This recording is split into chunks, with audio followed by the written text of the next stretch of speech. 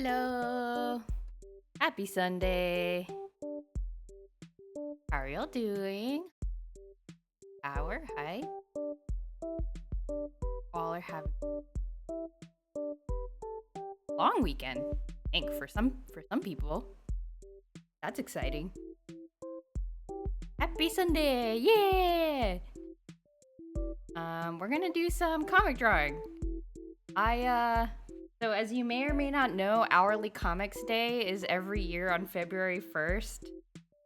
So I actually drew this sketch of I drew my hourly comics while I was in Japan.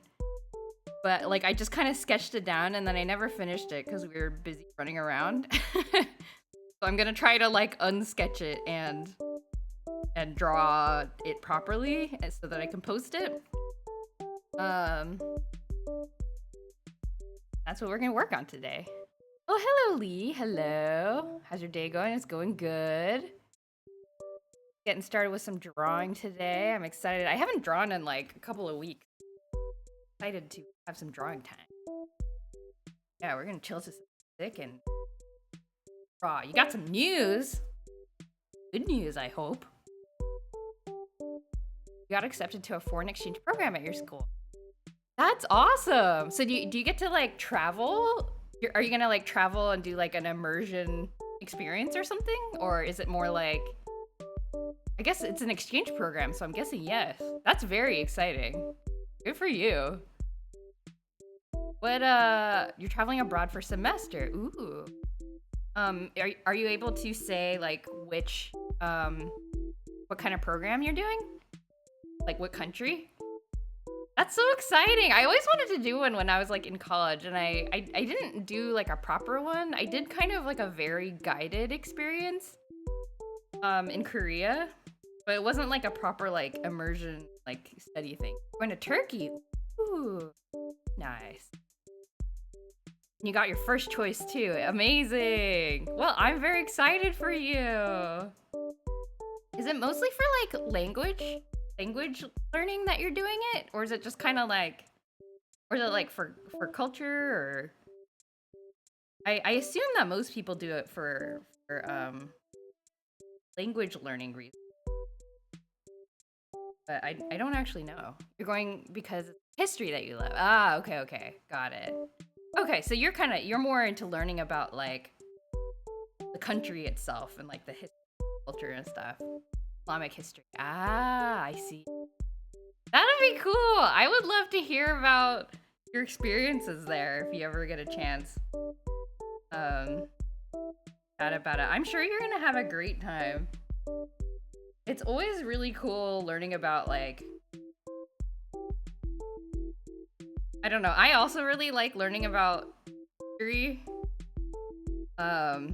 And like I feel like there's a whole lot I miss out on because I can't read the, you know, if I'm not fluent in like the language of the original country, you kind of miss out on a lot of stuff. Like even for Korean, even though I grew up, you know, with Korean speaking parents, like there's just like a lot of references, you know, when you grow up in a country, there's like a lot of things that you learn that you just kind of absorb from osmosis, you know, and it like doesn't occur to you to like pass that along because it's so natural to you.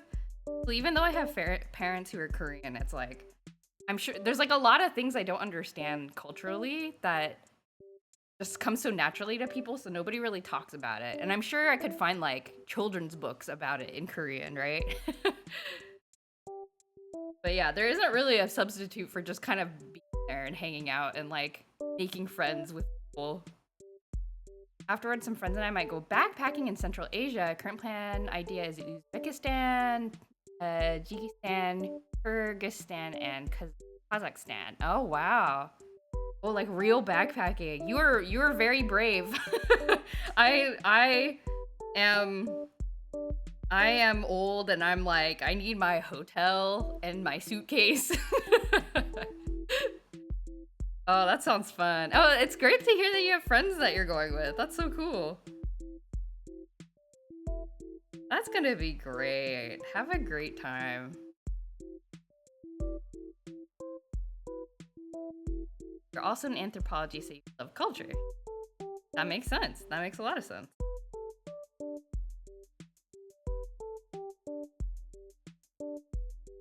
I kind of just like this.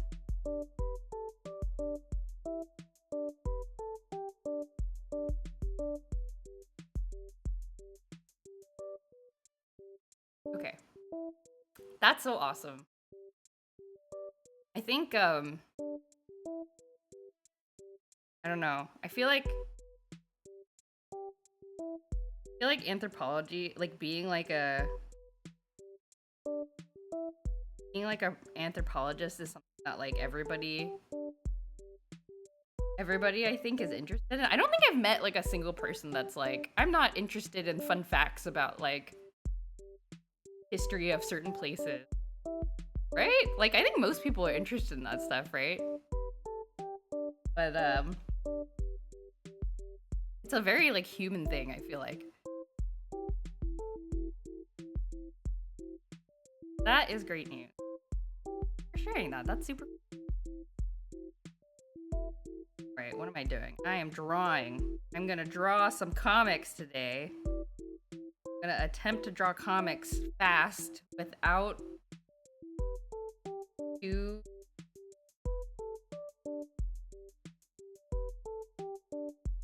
slow about it. Oh yeah, I should talk about, okay. So this, I was in Japan when Hourly Comics Day happened. So this is, I think, our third day of the trip. So we'll get like a very slow introduction of what we did on the trip. Also, like, I draw myself, just occurred to me, should I start drawing myself differently in my comics? I created this kind of like character design for myself like many years ago, and I just like draw myself like that now, even though now I draw myself a little bit different, but just for consistency, this is just how I've always, I just keep drawing myself like this in my comics.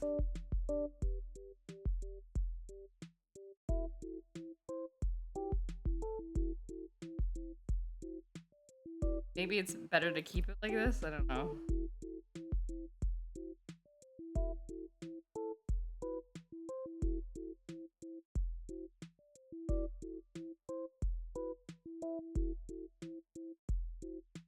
And some cousin went. We also went with a friend. Our fellow wheat friend does not wear glasses.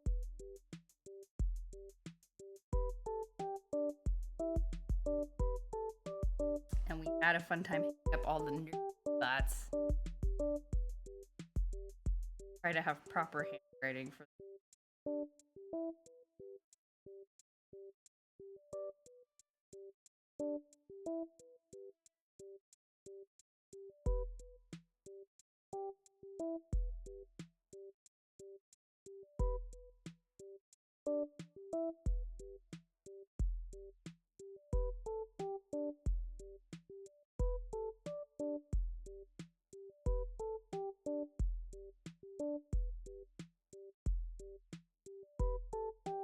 oh, actually, one thing I wanted to talk about before we get into the comic, because I think this happened the first the first day we were there. Did I tell you the trading card game bar that we went to? We went to like a board game bar the first night, and it was really cool. It was like a tiny little place, but it was really cool. I want to flip a pic, show it off. It's just like a cute little place.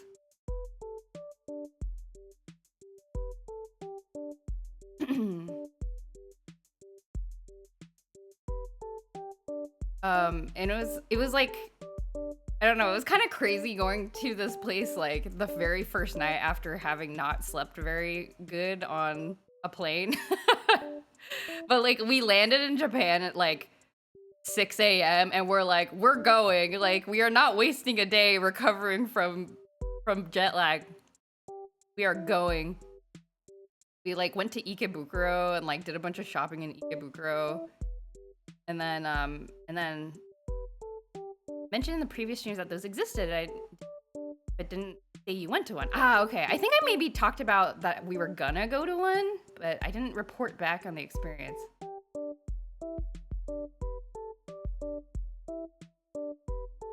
Okay. Happening.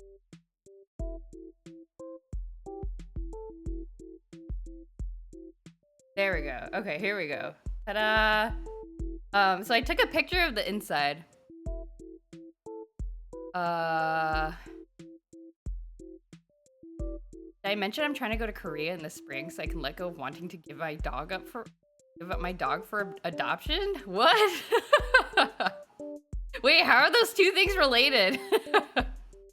Oh, you need do you need like a parenting break? Is that what you mean? Take your breaks, dog mom. Being a puppy mom is hard. Okay, so this is a photo of the inside. Please clock the gigantic. That's not a Blue Eyes White Dragon card. That's a something else dragon card. But oops. Big on accident. But it's just like hanging there, and it's just like a small, this is basically it. Like, this is the bar, and then behind where I was taking the picture is the actual like bartender area. But they had these like whoa, enhance.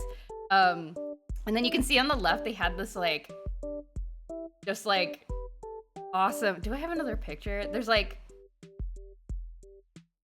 a close up picture of the stuff inside. Oh yeah, okay, I did.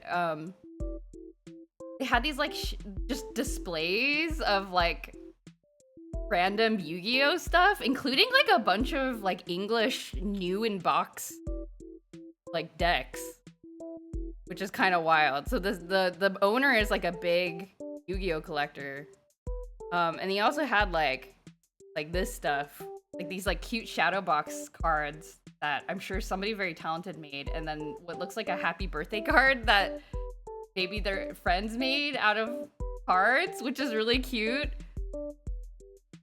The Shadowbox stuff looks awesome. It does! You're busy at work, you jumped out to bite your elbow right when you took a sip of coffee. You spilled your coffee and hit your tooth. Oh no! I'm sorry. Shadowbox Yu-Gi-Oh cards is such a good idea. Oh, I'm sure all the TCGs do it. I'm sure all the TCGs do it. And I very dumbly don't have a picture of the actual drink that I ordered. But the special thing about this TCG bar is that I posted on Instagram a while back, I think. I can like out of it, but what they will do is like it costs like $20. It's like very expensive, but like you bring in a TCG card of some kind, like a Yu-Gi-Oh card or a Pokemon card, and then the owner will make like a custom like miniature cocktail for you. You can sip on it, and it wasn't very strong too, which was nice actually.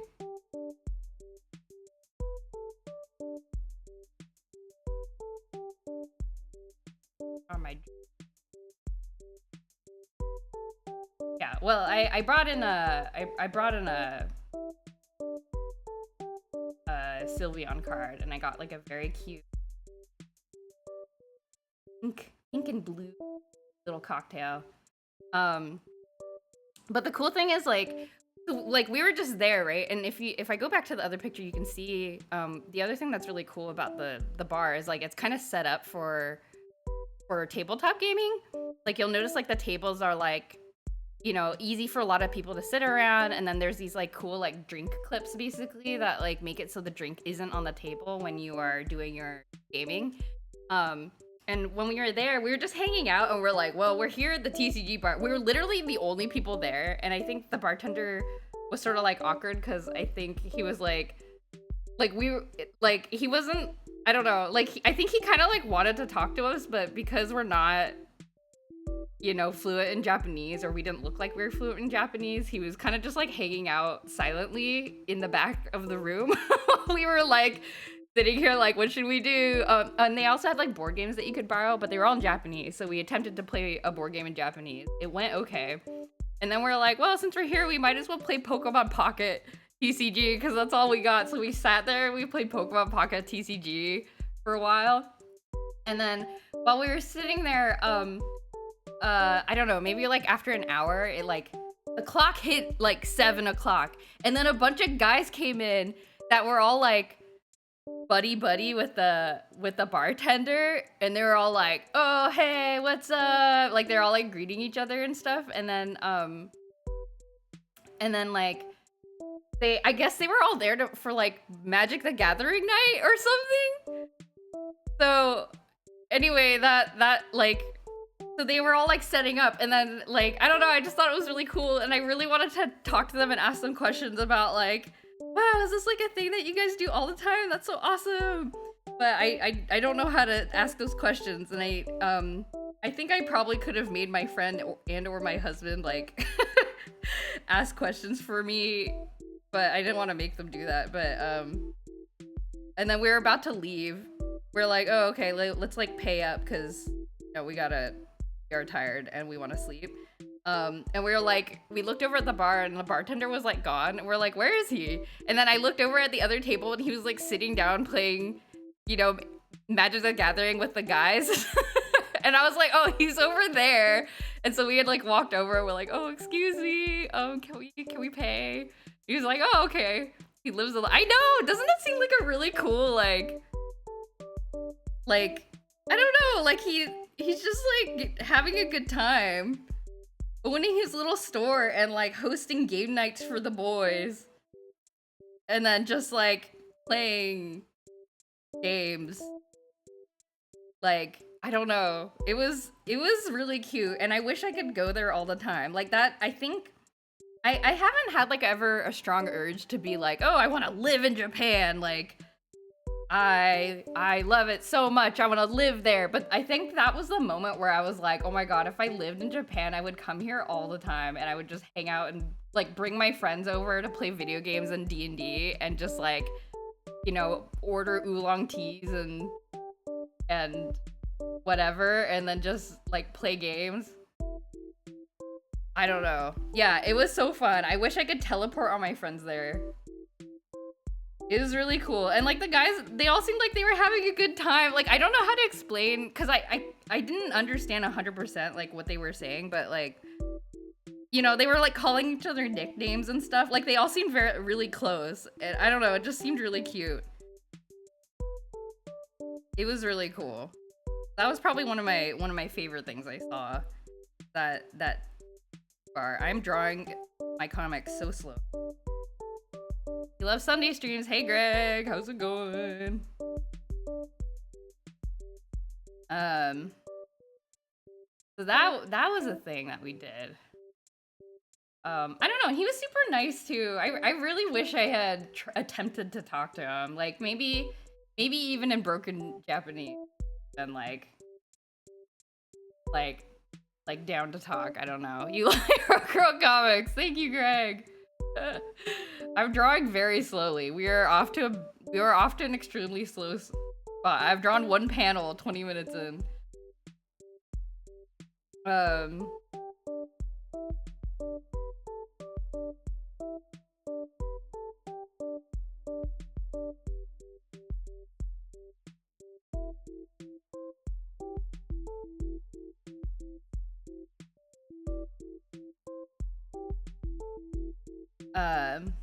So yeah, that was so cool, and I wish I could go back all the time. And like I think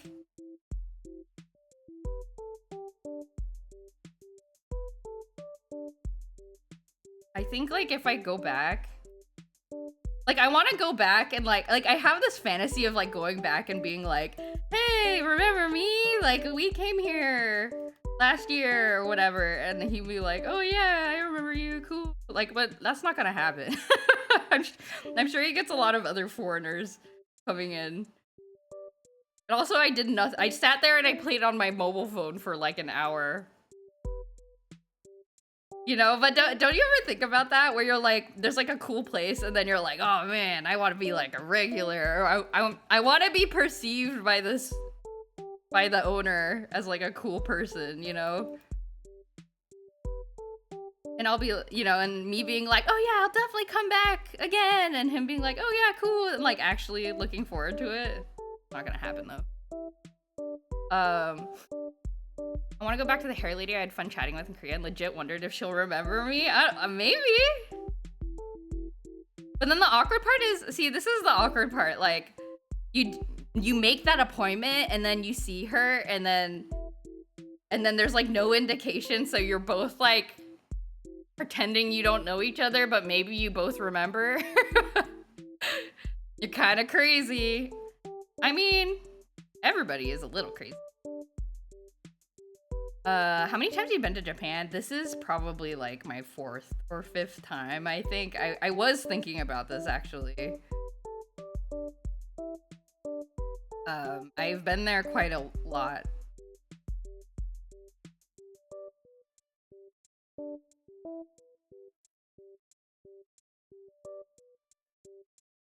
How was the first time you went? I have never been alone. Like, I've always gone with my husband, who like fairly fluent. So it's always been a lot easier than if I had gone by myself.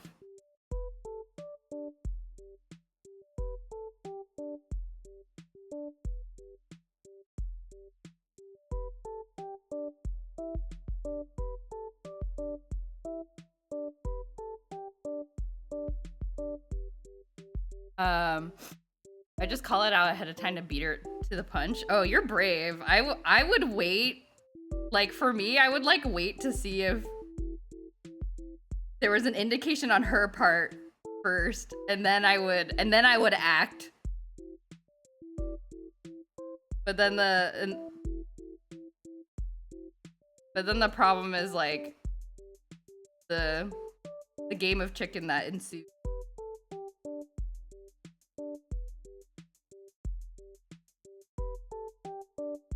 How was the first, oh wait, I already read that. What did I do the first time we went? You remember our combo because she doesn't get many Korean American customers. Okay, what about the case where like you remember this person and you're like, oh, we had a great conversation, and then you're like, I don't remember what their name was.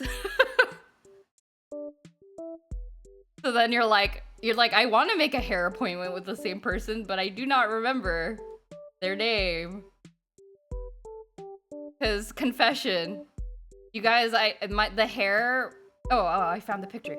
The hair lady I've been seeing for like 5 years. I like actually still don't know what her name is, and it's like been way too long to correct this. I found the picture of my drink. Look at that. Look at that custom Sylveon drink. And they give you a little like card stand to like put your card up on. Like they let you borrow this little card prop thing, card easel thing, so you can take a nice Instagram picture.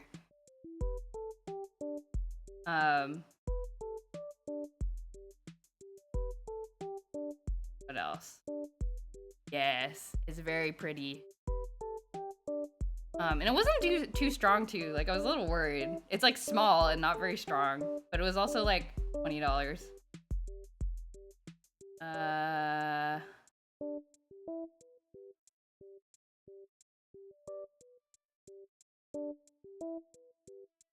Yes.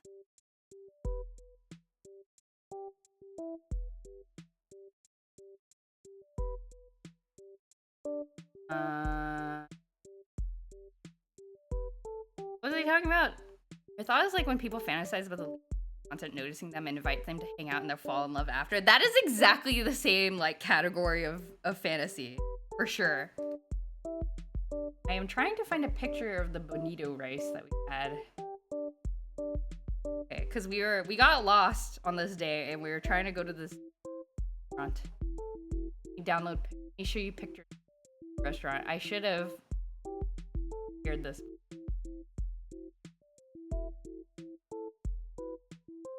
Have you guys had bonito rice before? Really good. Dried fish. Oh my god. the stream lagging? I think the stream is lagging because it's like I'm downloading stuff from Chrome. Bonito is a fish. I think it's tuna. It's like dried tuna. I know what bonito is in Spanish, but the ingredient. Oh. Well, apparently this is bonito. I don't know if it means something different in like Japanese cuisine. But these like fried chunk things, this is the bonito fish. The stream has been inconsistent today. Uh-oh, it's probably because I have Chrome open.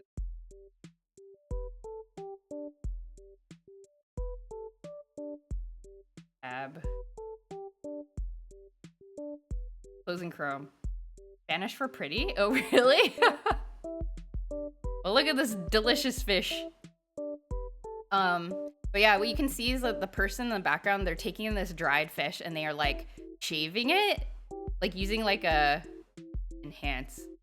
You can see it's like going into like a kind of like a vegetable shaver kind of, and you can see like the shreds of the fish in this container. And then what it looked like, and they put it on top of some rice. Got this like set meal. We have the bonito flakes on top of this like seasoned rice and a bunch of like other stuff. And they had like rice. They had the same fish like prepared in a couple different ways. So it was very like bland is not the right word. Like it didn't taste like oily or like overly salty or anything. Like it tasted really healthy. Aiming to make it presentable to make him bonito. and easier to eat. All of the above. Yeah, so anyway, I'm trying to draw this picture in my comic because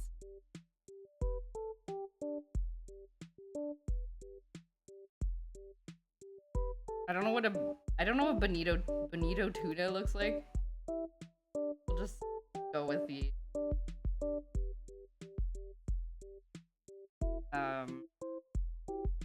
I don't know how to draw this.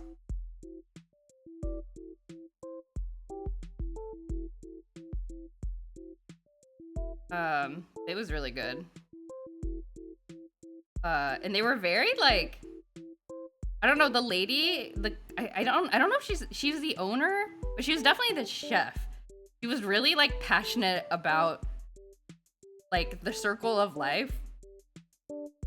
And like while we were eating, she was kind of like telling us about like, oh, this is like, you know, the simplicity is like it was in Japanese, so I didn't like fully understand it, but it was like, you know, like the simplicity is like reflective of like the moon and how like nature provides stuff or whatever. And I was like, that's cool. I wish I understood this. Like, you know, cultural understandings of stuff. There are definitely some meals that don't gel well with drawings unless they're super detailed. Yes, like this does not look like bonito rice, but I'm doing my best.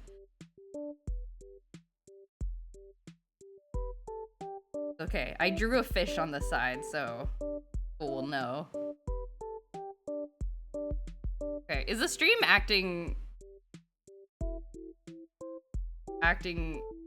better now that I closed Chrome? All rice are pretty. Rice is good. I love rice.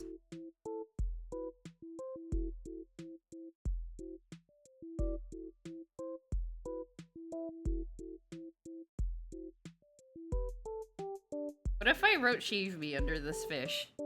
Is that weird?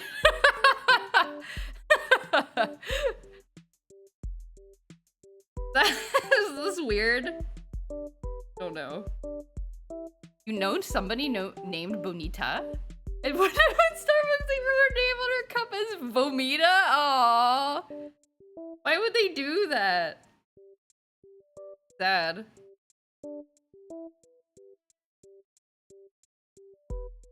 Okay, what else we got? We got vomitar, Spanish for vomiting, if that isn't obvious. That's so sad.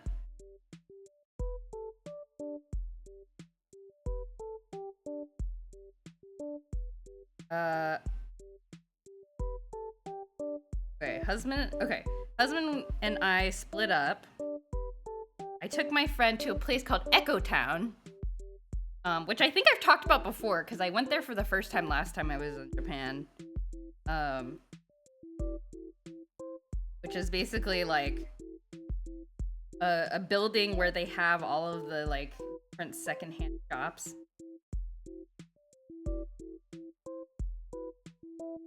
So I took my friend there because we're both interested.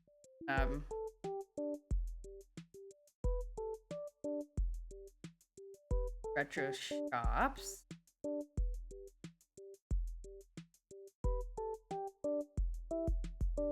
I shouldn't use words like present tense. I suck at language conjugation. Don't we all? Conjugation is the hardest thing for me, at least.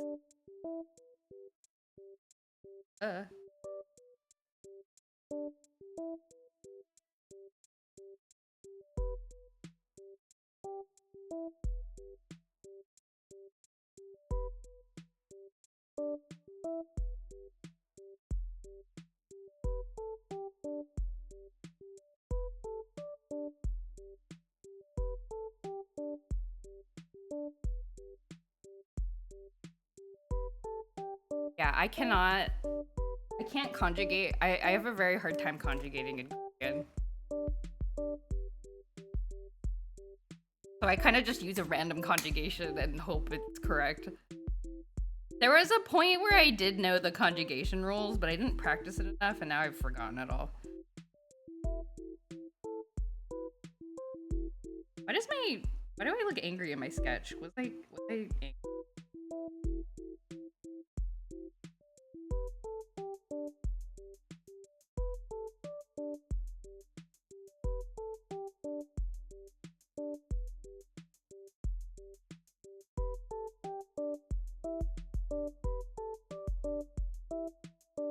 Didn't do comics when you visited Taiwan.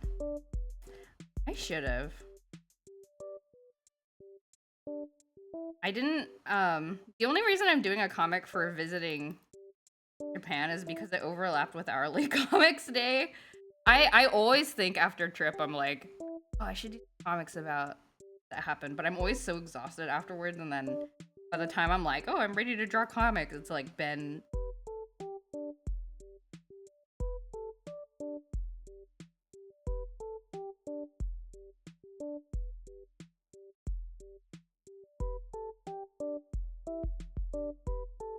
The anecdotes are more intense, more timeless in comic form than in... That's true. Very, very readable. I was telling a friend of mine about an anecdote that I will... Is that gonna happen in this comic? No, it's not gonna happen in this comic. Okay, I will tell you about an anecdote. And I was telling my friend about it, and she was like, that needs to be a comic. But then I was like, I feel like I would be kind of mean to the person that is portrayed in this anecdote. So I don't know if I want to draw it. Did I tell you guys about the spoiled man? A very spoiled man that we met. You visit Taiwan. Hello. Hi, Backseater. I did. This was, when was this? November? October? I did visit Taiwan. It was very nice. It was mostly just like doing very touristy stuff because it was and also I bought a really banger boba cup. The boba technology in Taiwan is, as expected, top tier.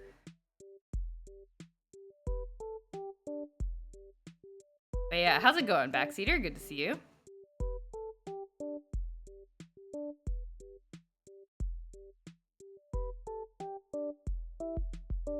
Okay, let me tell you about the spoiled man. Because this happened on a day that is not in the comic. What the heck does the Japanese train look like?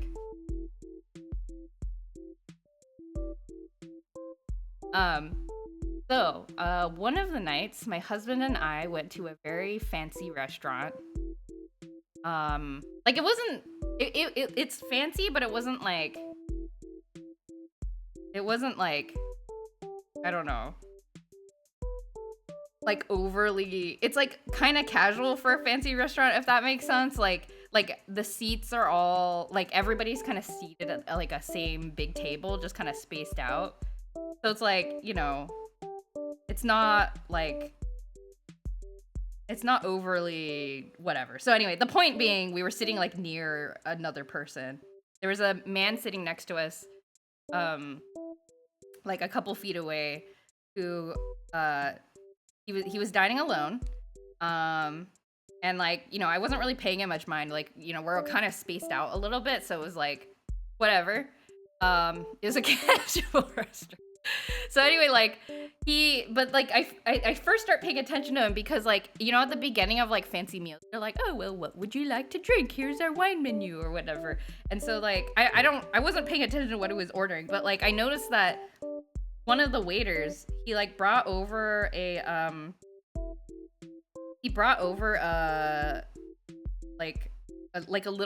cute little wire basket with like a tiny wine bottle in it.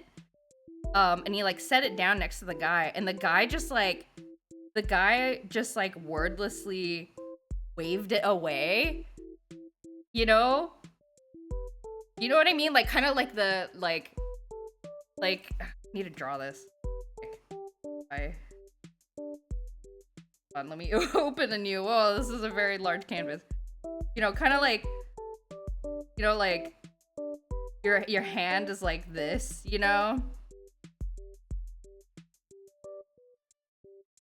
like take it away, like this. And like the waiter is like, he doesn't say anything, and the waiter is like, okay, like he's obviously like, what in the world? So he like picks up the little wire basket. It was a little thing like this with like a little, it was really really cute, like little thing. That gesture is pretty common in Taiwan. Ah, okay. Well, this was in Japan. And he was like, take it away. This was in Japan. I mean, I don't know if he was definitely a foreigner. Like he wasn't Japanese. I'm not entirely sure where he was from, but he's like, take it away. And the waiter's like, okay. And so then it's like, and also it was like that, it was this way. It wasn't like a, oh, come here. Like that, like waving in would be a come here, but he was like waving it away, like this direction. So anyway, like, so the guy takes it away, and I'm like, huh, what the heck? I was like, okay, well, that's weird. And so me being me, I was just kind of like sort of looking at him the whole time, because I was like wondering, what is this person's deal? Like, why is he like this? I'm curious. And then the other thing that he did was then after this, he like ordered some kind of red wine, I guess. And then so a guy comes with like the bottle, they bring the whole bottle so you can like look at it, and then they bring a glass that they'll pour your glass of wine into. And he brings over the glass, and the guy's like, no, not that. I want a bigger glass. And the waiter's like, okay, no problem. And he like goes back to get like a different wine glass. And then the guy's like watching him like a hawk, like because it's like kind of a smaller restaurant, the like drink station, I guess, is like right there. And he's like, he's watching the waiter like walk all the way back, and he's like watching him select out another glass. So the waiter picks out a bigger glass and starts walking back, and then the guy starts waving his hand again and is like, no, not that one. I want one with a wide base, like a bigger base. I want that one. And he like points over there, and I was like, what's happening? What is happening?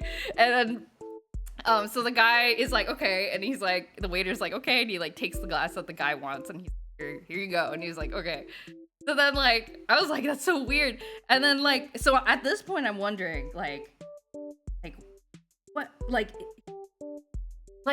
how I mean, like, I know we're at like a fancy expensive restaurant, and like maybe there's like a higher proportion of jerks that come here, but I honestly have not really, I don't know, like it's just so like, it feels so bizarre, like I'm watching a movie or something.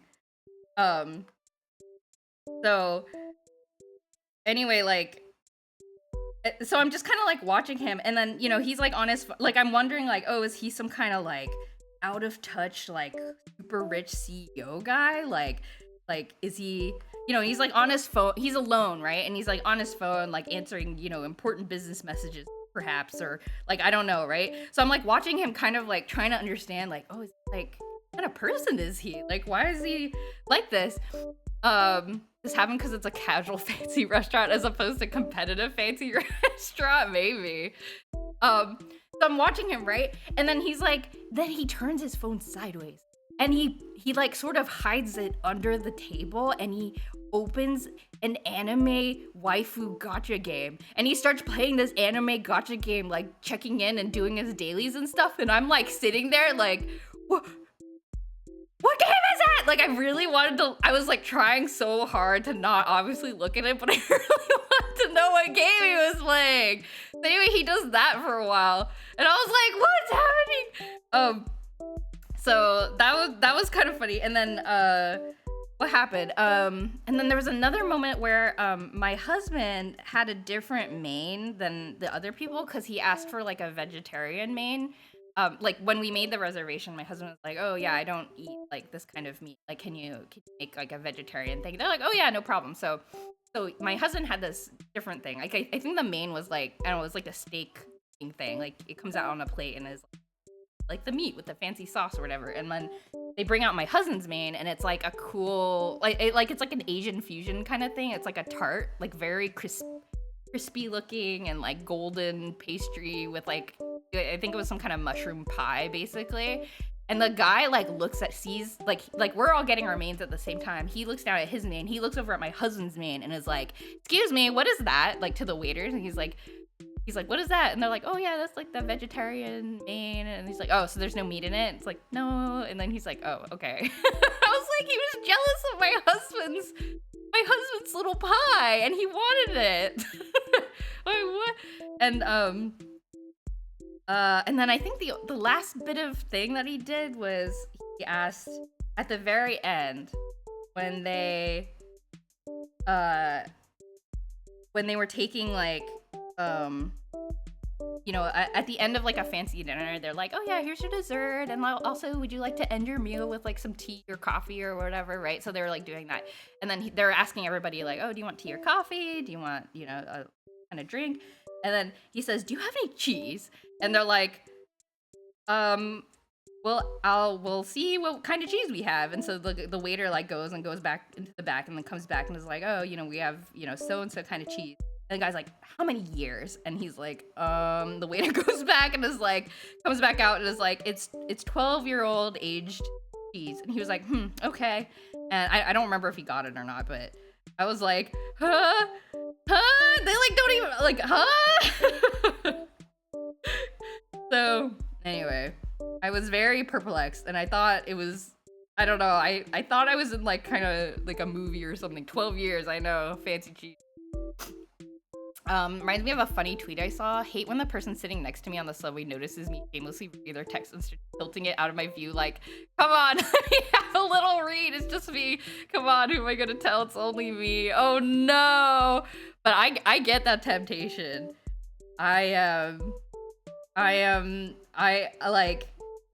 know I'm not supposed to, but if I get a chance to read juicy texts, and this is also important, and it's from a person that I know I will never see ever again in my whole life, I'm kind of like, ooh, I want to look, but I know I'm not supposed to. Who am I gonna tell? I don't even know. I know, but I want to know about their I don't know. There's like a people watching thing. I really like. I guess I'm like very interested in people. I guess. So. Anyway, so yeah. So anyway, I was like telling my friend about this, and then she was like, "You should make that a comic." And I was like, "I can't. It would be a really mean comic." I feel like it'd be really mean. It would just be me like staring at this man the whole time. And then I told a different friend about this just the other day, and then he told me this crazy story. Which it wouldn't have much of a punchline. Yeah, it's just kind of like a buildup of like, what the heck is going on here? That is very true. Yeah.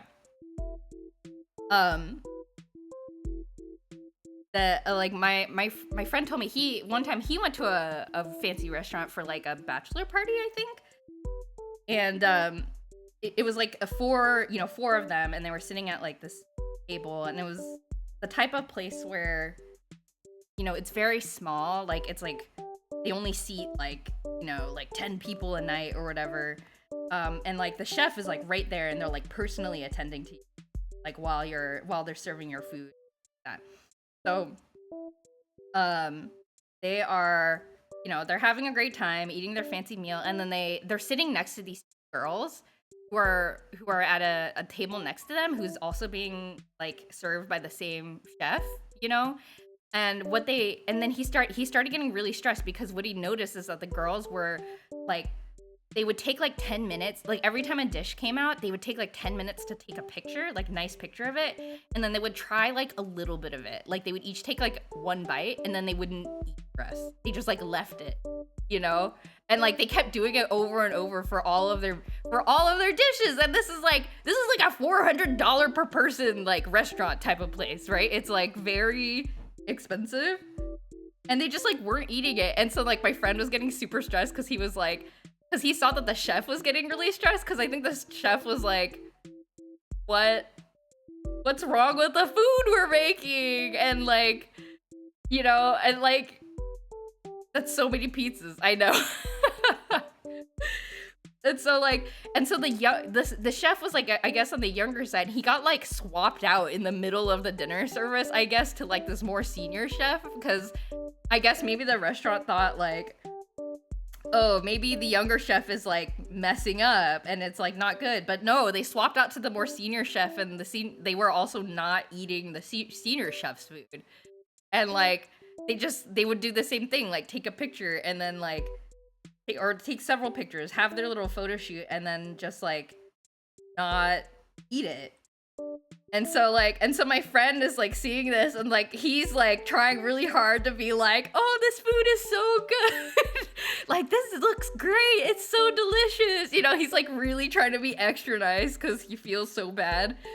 But yeah, and then at the end, like the chefs were like, oh, you know, was there anything wrong? Like, you know, was there anything that we could do better? And like the girls were like, no, it was fine. And then they just like leave. So I was like, what? And yeah, so I was like, what? Like, why would they do that? And my friend was like, I don't know. And anyway, that'll haunt me to this day. And honestly, I think like my friend asked me too. He was like, would you have rather sat next to these girls, or would you have rather sit next to your man? And I was like, you know what? I think I rather would have sat next to the spoiled man. That sounds really that sounds really awful to see all that you know, like nice food go to waste.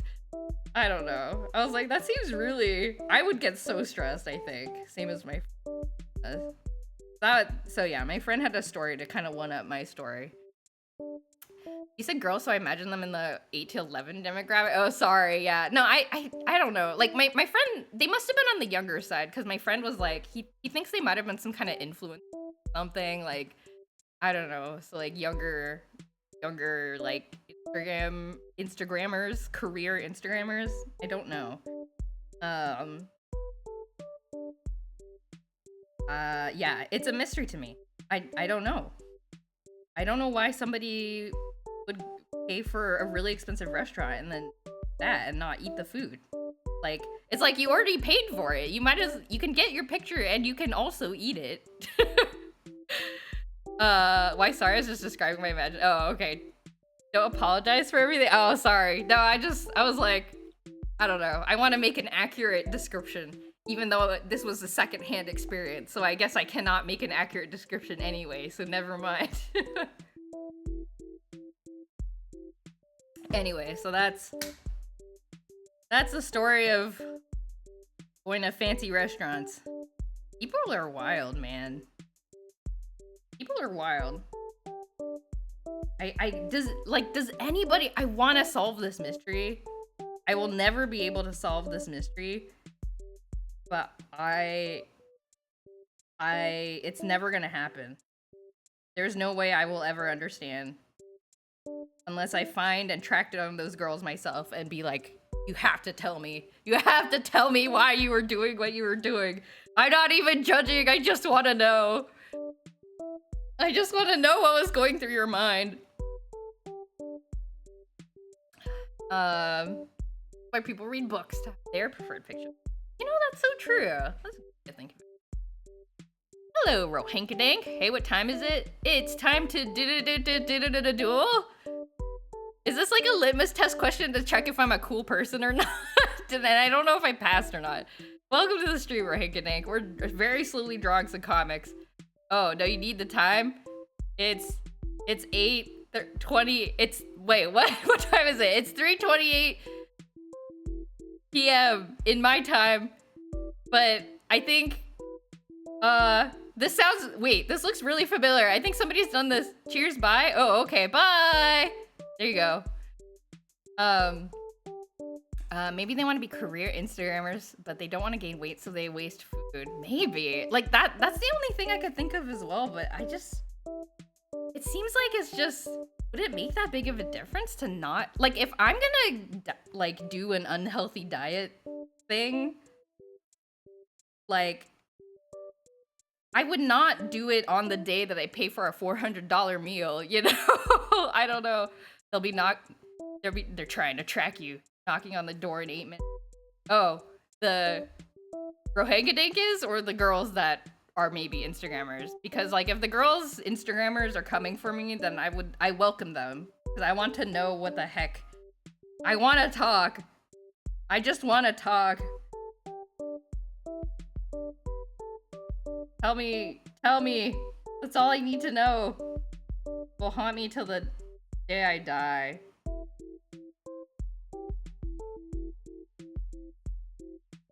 Why is... The girls didn't even register your friend in the restaurant. How would they find you? I don't know. But I wish they would. I wish they would find me. I should go on Reddit and be like, somebody, Reddit, do your thing. Find these girls for me, so I can ask them a question. Maybe they're rich and wanting to keep up with the Joneses? Maybe they're like, are they like, oh, if only I could eat hamburgers all the time, but alas, I'm rich and I need to show that I'm eating rich people food. But we already went to McDonald's. And I'm not hungry anymore. But alas, we will do this instead. I don't know. I don't know.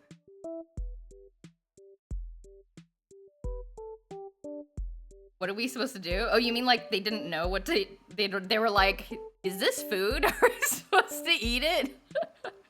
Maybe they were confused. Maybe they didn't know it was food. I could see that. That could be a thing. You know, sometimes you go to a fancy restaurant and you're like, I don't know how to draw a shelf of you. I don't know how to draw any.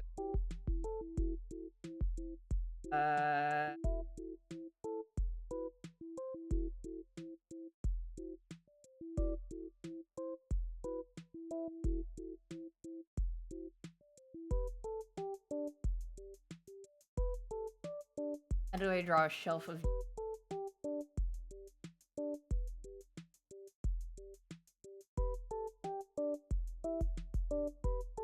Talking from Reddit's POV of your post. Oh, okay, sorry. See somebody trying to lose weight but still wanting to feel... So... I mean, I guess. It just seems like... I would book the fancy dinner on my cheat, you know? Like today is the diet is canceled today, you know? Because we're going to a nice restaurant.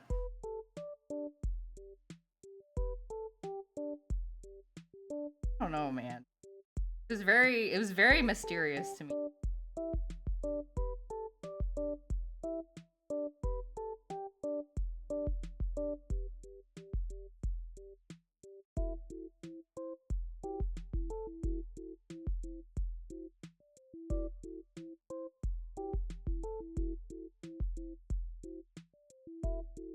Yeah, so this will haunt me for the rest of my life. I'm sad that my friend told me about this. So.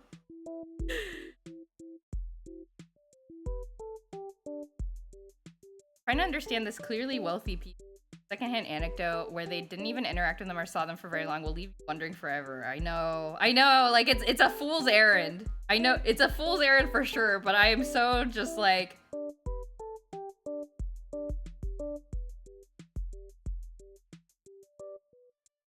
I can't help but wonder.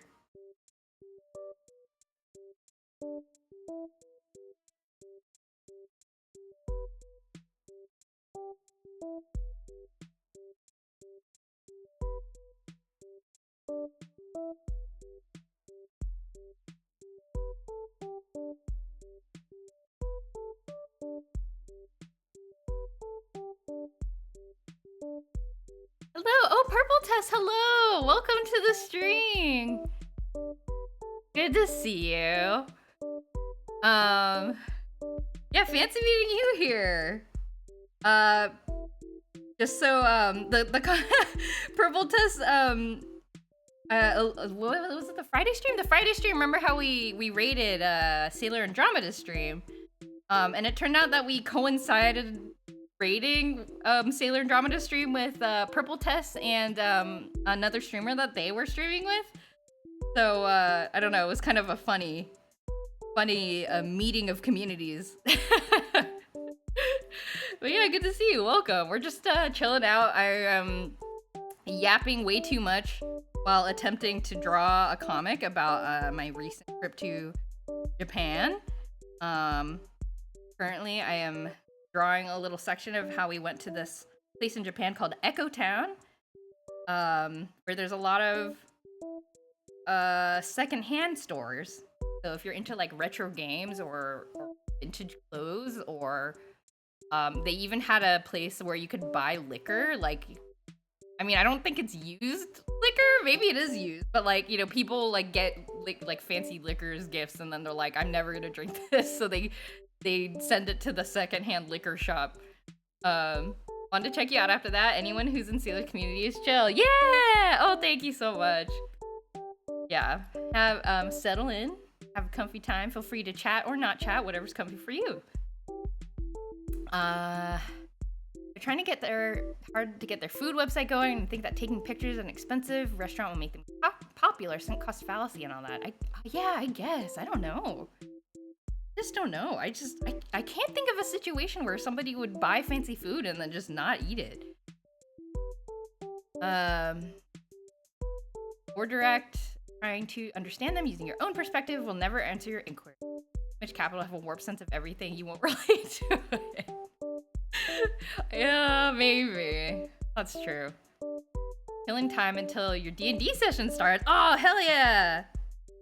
Hope you have a great D&D session. I love D&D. I haven't played in a while actually, but I'm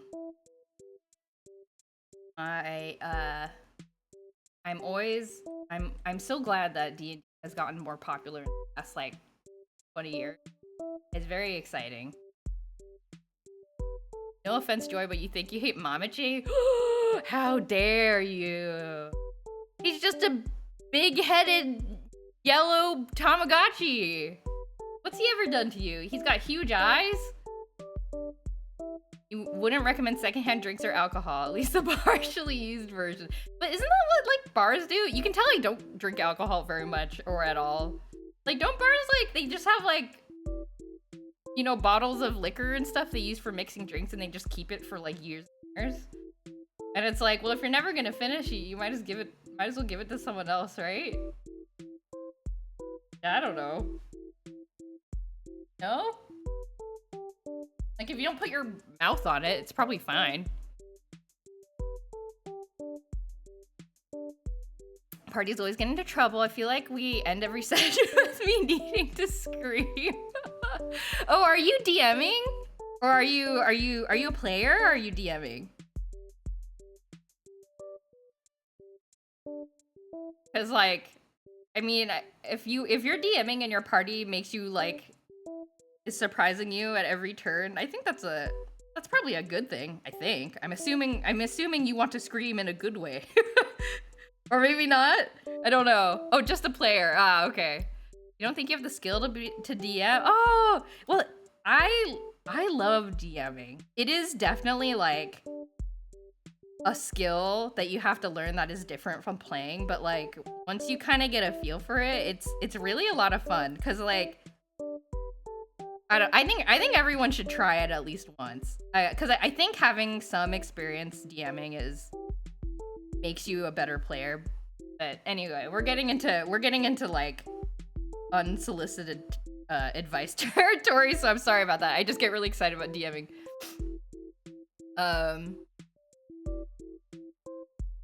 But I hope your party is needing to make you scream in like an excited scream and not like not like oh god, what are we doing? Which I guess can also be fun. The biggest skill you need for DMing is scheduling experience. True. Good ways and bad ways. DM is weaving an amazing storyline, but we also make very bad choices. But that's the fun part. That's the fun part. Play every Sunday for 4 hours straight, and we all had to agree to yes. Yeah, I think as long as you got that time slot locked down, then you're good to go. Yeah, I really enjoyed DMing. I think it's like it's basically like you have the storyline and then you kind of just set yourself up to be like the cheerleader for the players, and then you sort of see where it goes, and it's a lot of fun.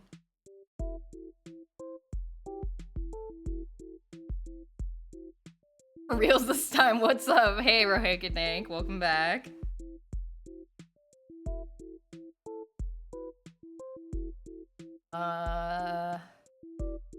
Where is my... I want to draw.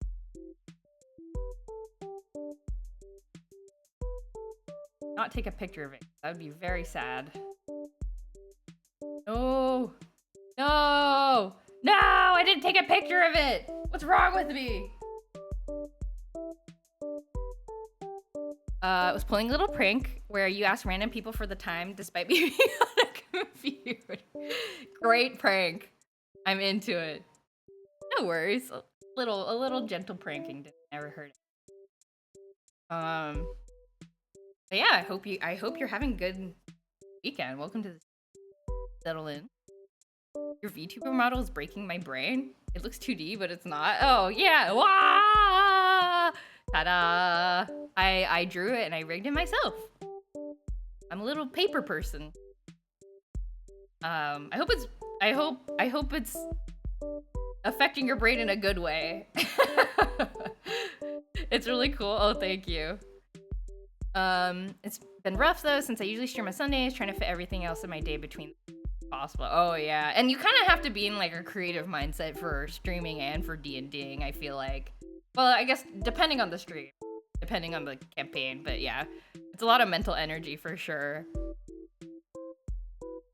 Not to be hyperbolic, but I think Mamachi ruined your life. What did Mamachi do to you? Just a little guy. Okay, I'm trying to find pictures of this crazy machine that we saw. At the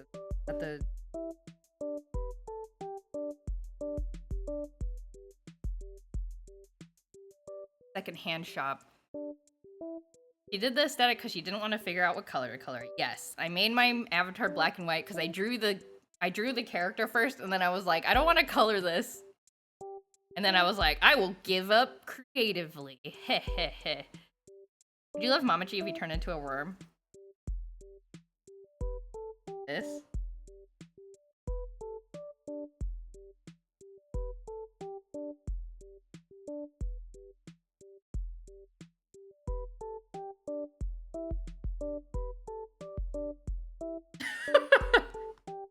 Would you love this creature? Huh? Would you love him? Maybe. Depends. This looks like one of those, you know, like how people, like, they take Furbies and they, like,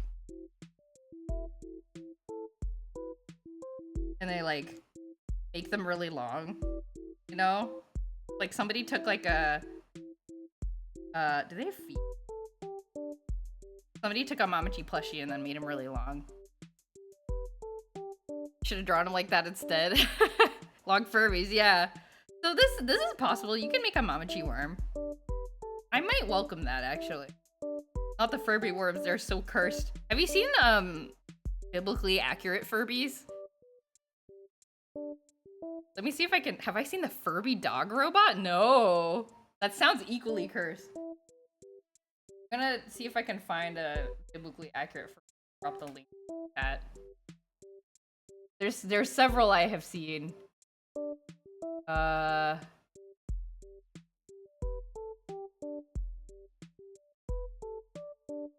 not seen the Furby dog robot. I hate people who say biblically accurate to everything, but I feel like this one is warranted. They did a pretty good job with this one, I feel like. Furby dog robot. Oh no! Oh no, they covered the whole thing in fur. Why? I gotta be honest though, I kind of respect the Furby community for like embracing the unhingedness. Like they are fully aware of the Furby creepiness and they just kind of lean into it, which I am into. Angels are the winged people. In the Bible, they only fit that accurate description. Sorry. Yeah, and Revelations, I think. I don't know. It might be selection bias. Maybe God was like, we can only, I mean, there's like all these angels, and then God's like, well, we gotta send the human-looking ones down to Earth because otherwise there's going to be chaos. Like, we can't send you down there. You've got like 6 dimensions to you. The humans won't be able to comprehend you. We can't send you down there. And then like, you know, poor 6-dimensional wheel with eyes was like, oh man, I really wanted to go down to... Okay, I gotta draw this. Poor 6-dimensional wheel angel is like, no.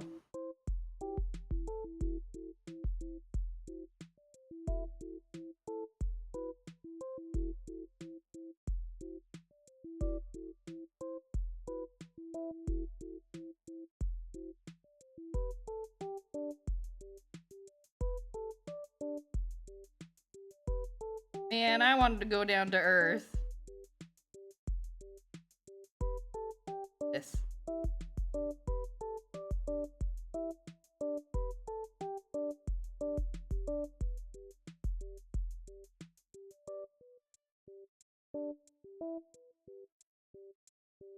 God's like, no, you can't. You'll freak him out.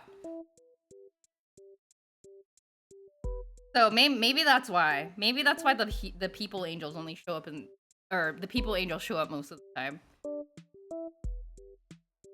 If I know one thing about God, he's got a bias. Got a bias to being God. Okay, what am I drawing? I'm drawing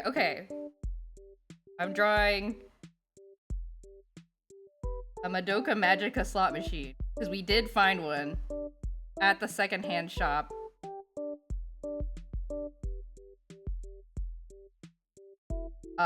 It was among many of its kind. There was a lot of anime-themed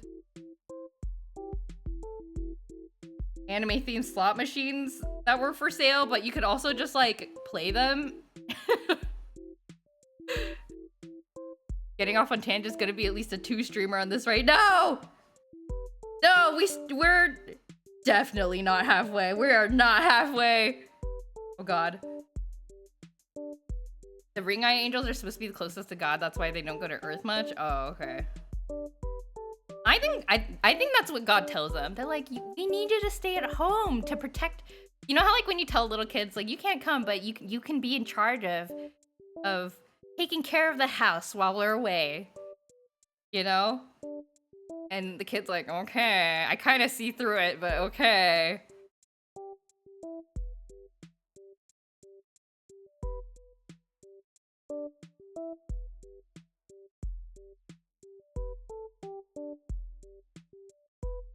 And then the ring angels are like, fine, I guess. but it's like actually because they're too free.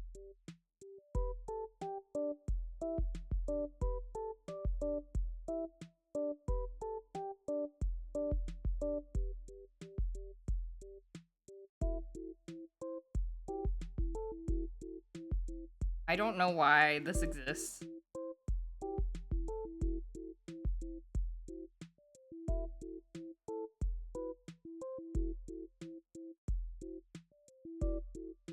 God condescends to angels. Will his ego ever stop?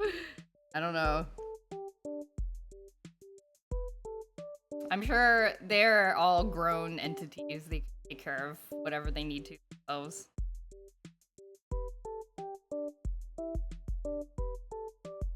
Hopefully you aren't tired of my "this is gonna take longer than expected" jokes. Oh, you're very nice for being attentive to that. No, it's totally fine. Thank you for checking in though. It is 100% true.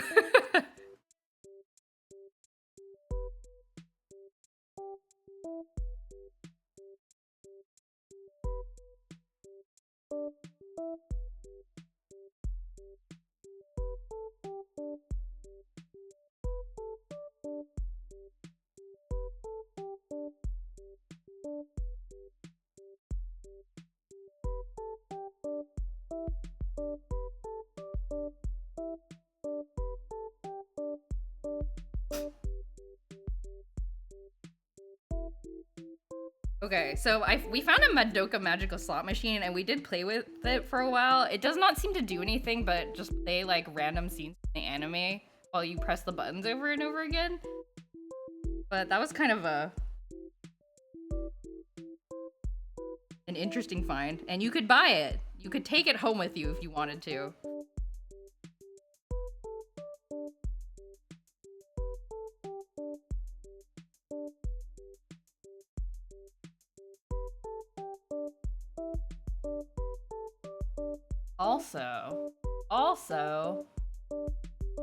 Also, I managed to find a Game Boy camera while we were shopping around for like $40. It was very exciting. Like it looks.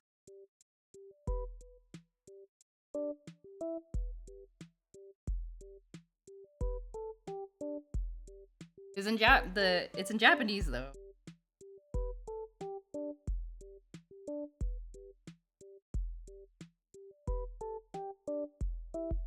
Big in the piano. Whoops. Game Boy camera. Imagine if you'd Persian it and gotten it shipped home. Well, I would not have taken it because I'm scared of Cube. I'm scared of Madoka Magica. Like, I watched the original anime and I was like, well, that was scarring. I'm never gonna watch any more of that. But my friend who I went with enjoys Madoka Magica, and he was very tempted to try to take it home, but it's extremely heavy, as one might expect.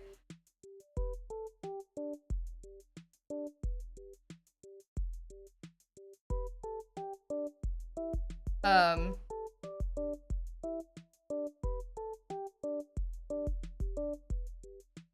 the Game Boy camera was a really fun find because we used it for the rest of the trip. I didn't have a Game Boy on me, but my friend did. Or technically he had an analog pocket.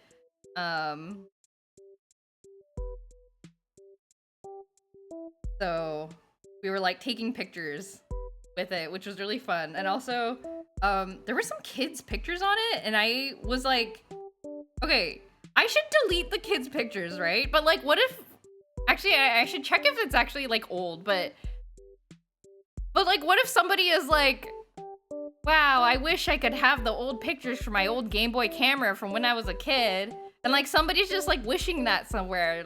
I don't know how I would find them, but I feel bad. I would feel bad deleting it, even though I think I should. Anyway, there's kids' pictures on there. But I should check the timestamp on it. Like, if they're actually old pictures. You wouldn't be able to get it on the plane. Yeah, you'd definitely have to get it shipped. Why do you imagine the most impossible scenarios? I am a dreamer. Something something power. That's a Card Captor song. I don't know. It could happen. It'd be cool. Like, I just think of the things. I don't know. It would be cool if it happened. No, I might use this someday. No, but I know that about myself. I don't have to second guess, like, whether I'm gonna use it. But I am gonna second guess whether I'm hurting somebody else's feelings by deleting their childhood, maybe childhood Game Boy camera pictures. Those pictures are definitely not getting back to those kids, but you pulled it away from Japan. But the internet! The internet makes things possible!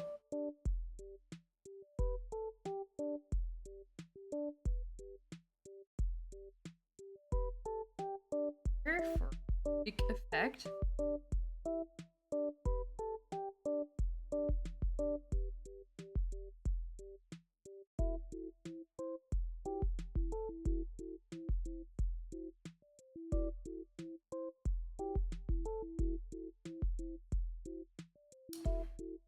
Wires, wires, and more wires box. It might happen. It could happen, and then it would be one of those stories that gets like reposted and butchered and reposted on Facebook. And 2025, somebody bought a Game Boy camera from a hardware shop in Japan. And then after some stuff happened, they found the original owners. To this day, they visit each other's houses for Christmas, you know? They sold the camera, they could be dead, they could already have those photos. Hey, that's what I said. I told my friend, because I was like, when we bought the camera and we checked out what was on the camera, I was like, oh, there's kids on here, they're probably dead. And my friend was like, why would they be dead? But see, Greg agrees. They might be dead. We call it fake? Aw. But it could be real. You could take a picture of each one with your phone and store it that way. Yeah, but then at the same time, it's like weird to have the pictures, right? I don't know. It's like, I don't want to hold on to the pictures, but I also, I don't know, I feel bad deleting. It's like, I can't get rid of, I've been trying to clear out some of my Tamagotchi collection a little bit. Mostly by getting rid of packaging, because like I have a tendency to save packaging when I get a new Tamagotchi. So I'm like, this might be valuable to someone. So I like save the Tamagotchi, the packaging, but it takes up so much space. It's also weird to keep the Game Boy camera. Yeah. I should just delete it. I should just delete the camera. Pictures. Also, if you guys have not seen like a video or something of the Game Boy camera, like software, it looks fake. Like I booted it up and I was like, "Is this real?" And my friend was like, "Yep, that's what the software looks like." Because when it loads, it's like Game Boy camera, and then there's like a GIF of Mario dancing, like a person in a Mario costume dancing, and like that's the loading screen. And it doesn't look real, but it's real. The least weird option is to delete them. You're right. You're right. I know you're right. That is correct. I just gotta do it. And yeah, they sold it. They knew what they were doing. They sold it for a reason, I'm sure. But it could be like a situation where it's like, you know, like somebody's parent was like, oh, what's all this old stuff? Guess I'll sell it. And then the kid comes home from college and is like, no, you know, it could be like that, right? That happens sometimes, right? The Game Boy camera has a few infamous animated things on it. Yeah, I did not realize that until I loaded it and saw it for myself. It could, but it's too late for that now. You're right. Oh, in fact, I drew my struggle with this in the comics, so I guess we'll write that down.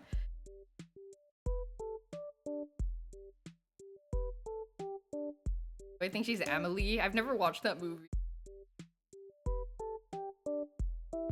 Is that what Amelie does? She like makes impossible meetings happen. If you cared about that, you wouldn't have bought it in the first place. I didn't know there were pictures on it.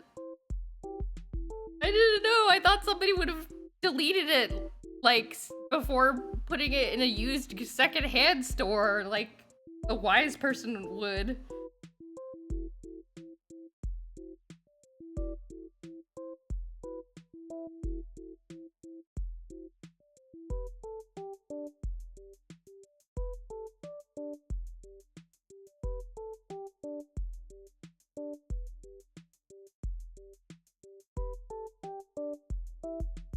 Watch Emily and you can live that experience you described. It's actually heartwarming. See? It's heartwarming. How heartwarming would it be for me to return these precious pictures to their owners? You believe save files on used copies all the times? Really? Okay, so like if you bought like a old Pokemon cartridge and then you saw like the save file was like, you saw the save file had like a whole bunch of like nicknamed Pokemon and stuff, would you delete it? Been trying to draw a damn circle for the past 10 minutes. I'm losing it. Oh, I relate to that immensely. Just power through. Just power through. You'll get that circle. You can do it. I believe in you. If I can draw like a third of a comic in an hour and a half, you can draw a circle. I believe in you. You would enter the save file and see how it is. Would if you wanted to play it. Yes, you delete all the precious nicknamed Pokemon. I would have a really hard time. I mean, it does seem like most people would, right? Like they're just little digital Pokemon. I guess maybe most people would go through and see if there's any like legendaries or something, but like it's complete and they even have Mewtwo, I would leave it and play on a Pokemon emulator. Oh, you would just like keep it as like a collector's item if it's like a complete Pokedex thing and you're like, oh, I've just bought an achievement from someone else. If they wanted to keep that set of Pokemon, they would have transferred it through Pokemon Bank and Pokemon. I guess that's true, but what if they're like a kid? Or they're like a little kid that doesn't have the money to pay for Pokemon Home? I cannot read my writing here.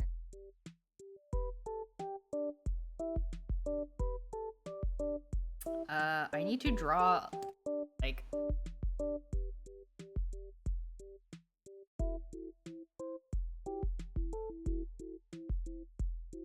slice of sourdough. Or like this is a stranger story and now I have it. It's like a memory I don't know. It's nice. Yeah, see? Like there's something precious about it. I don't know. I mean, I'm overly romantic about this kind of stuff.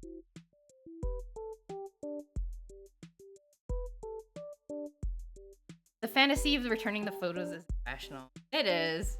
No, it's like I'm of two minds for sure. Like I know it's 100% irrational, but the feeling, the hope is so strong. The hope is so strong.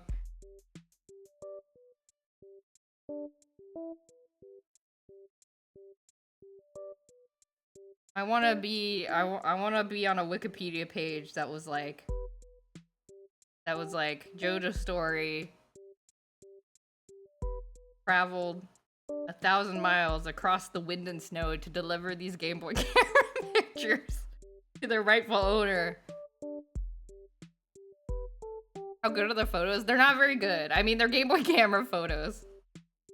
Like, you probably can't even tell who the kids are.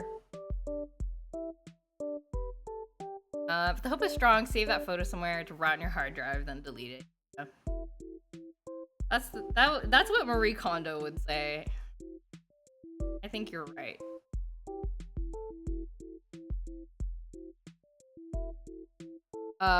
If they're photos of their toilet and grass, I would delete it. No, there's like, they like took selfies. They like took these cute selfies.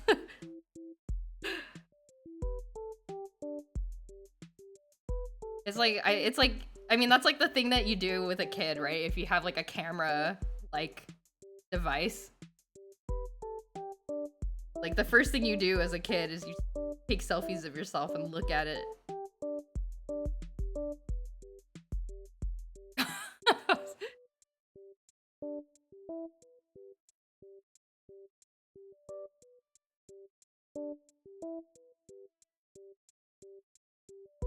Yeah, I think so. I didn't like actually browse the pictures. And actually I think with the Game Boy camera you can only take like 30 photos or something before it like complains about not having enough space. But the thing that my friend and I did to get around that, because I don't know, I was like, should I look at the photos and like save them before deleting them? Is we use the screenshot feature on his analog pocket to basically capture the camera screen. Marie Kondo, yes, Marie Kondo.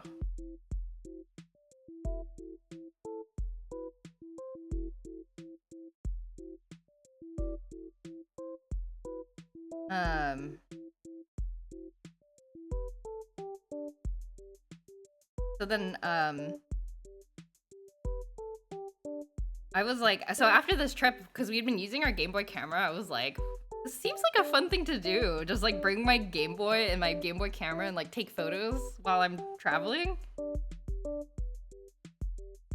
So I don't know, I might try that and see how it goes. It'd be fun. I thought you were gonna say after 30 photos it starts deleting them. That would be funny. Ah, that would be evil. No, yeah, it just doesn't have a lot of space. But after this, because I was thinking about like, oh, like, can I mod this? You know, like, is there like custom like camera firmware for the Game Boy camera? And it turns out there is. It turns out people have made like custom ROMs. So if you have to mod your Game Boy camera to have flash memory, so you can flash a new firmware to it. But then you can use like software that other people have developed to like get better. I'm not sure of the technical details, but to take like full advantage of the hardware that's on the board. And I think there's even things that you can use to like stream. So like, I don't know, like maybe we could have like a Game Boy camera stream where I just have a Game Boy camera propped up and it's like pointing at marble or something. And so we have like a Game Boy camera cat stream in the corner or something. That would be fun. So anyway, I was like, oh, once I get back, I'll, you know, reach out to this modder who works on this stuff. And like, you know, ask them if they can mod my Game Boy camera. And yeah, marble photos with GBC camera quality, exactly. So I reached out to the modder actually when I got back, and he was like, oh, well, I live in Australia and it literally would not be financially worth it for you to send your camera here. But I do have some ready-made like modded Game Boy cameras that I can just send you if you want to buy one. And I was like, oh, okay. So I bought a modded Game Boy camera. It's coming like on Tuesday. So we will see how it goes. I'm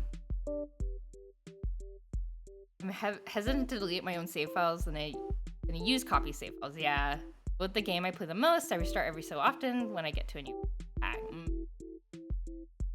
Modded Minecraft worlds are temporary because things change enough between that you're gonna have to restart. Oh, okay. So you're kind of used to that mindset of like, okay, like that was fun, gonna start over. I think that's a good mindset to have. I always think about that moment in Nier Automata in one of the endings. I forget which one.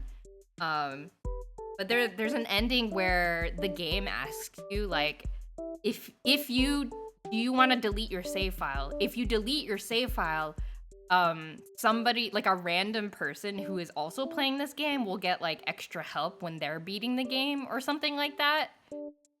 And so you can say yes or no. So if you say yes, you delete your save file, but then like somewhere out in the world, somebody else who is playing Nier Automata gets help. And then if you say no, then you keep your save file. That's it. It sounds like Power would be the kind of person to be like, yeah, sure, delete my save file. I said no. I struggled on that screen. I was like, no, I want to keep my save file. What if I'm gonna play it again? And then of course I never played it ever again.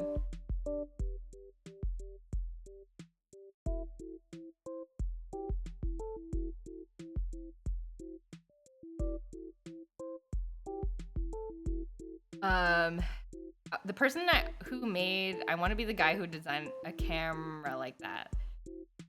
They have the vintage filters in so many apps. When would they add the GB camera filter? I mean, I'm sure that's a thing somebody could make.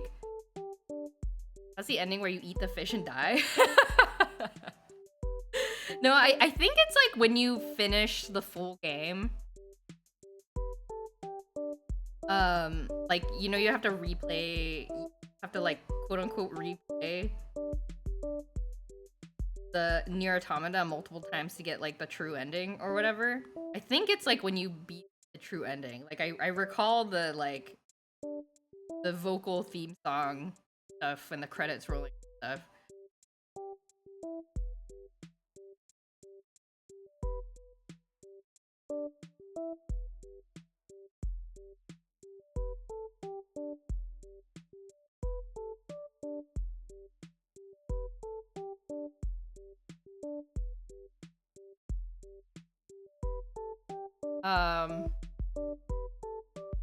It's literally the final true ending. Oh, it's E. Oh yeah, that sounds right.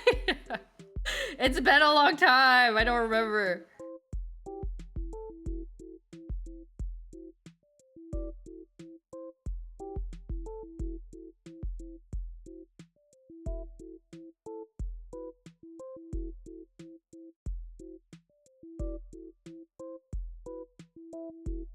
Feel like high up.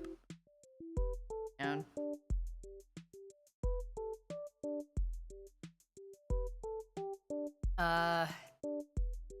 Did I move my world from the older version of the pack to this version? The answer is if you're lucky, maybe, but most of the modded blocks are probably not going to be.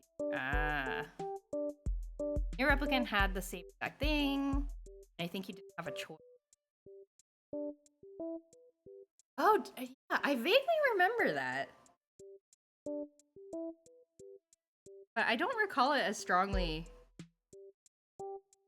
What was the ending of Replicant like? I can't remember. I did also finish that game. But I thought Nintendo game done that kind of filter again, but I'm sure there's website. Oh, hasn't done that. I'm sure there's website you can upload to by the filter. Yeah, I'm sure somebody has made. It seems like something somebody like. It seems like a fun like graphics project. I guess you would need like a little bit of an understanding of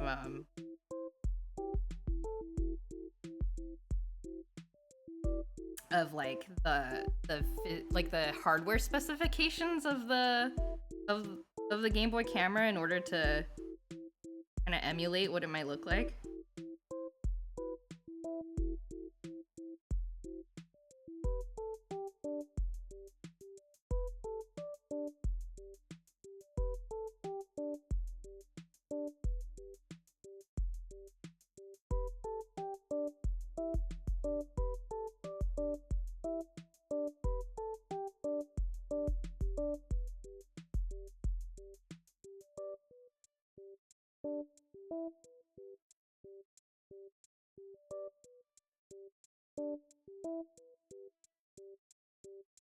It's easy to make, honestly. Yeah, maybe. I don't know. I honestly have no idea. Great music. It's good music. I updated the playlist, the art stream playlist, for next stuff that I'd stumbled upon.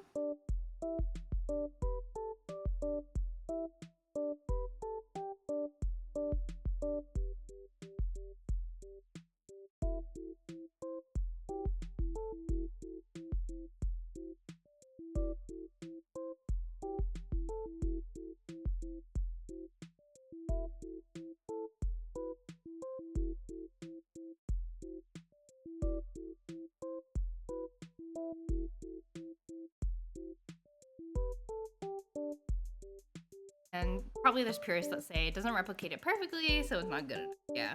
I mean, the you know, the hardware's still around and kicking for the hardcore fans out there.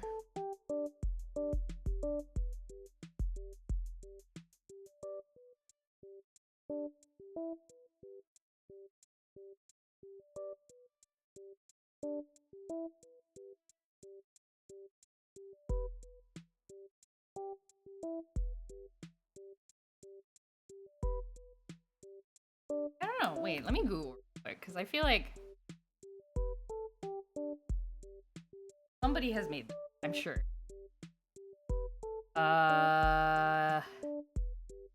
Oh yeah, there's like an app on Google Play.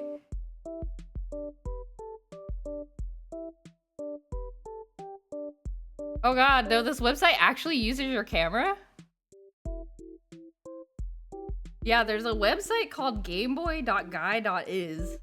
It accesses your camera through the browser and applies a filter. That's cool.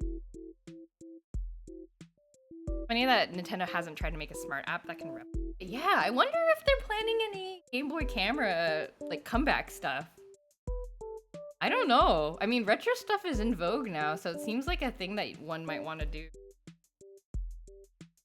And it might be one of those things where like maybe they have thought about it, and maybe they even tested it with people, but then they like not enough people. I don't know.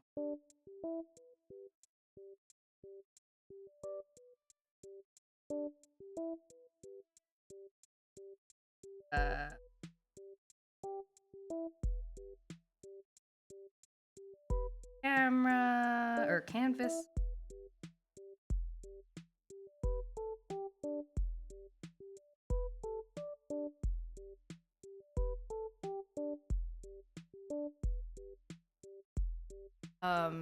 Maybe they planned a camera with Nintendo Labo, but wasn't happened. Yeah.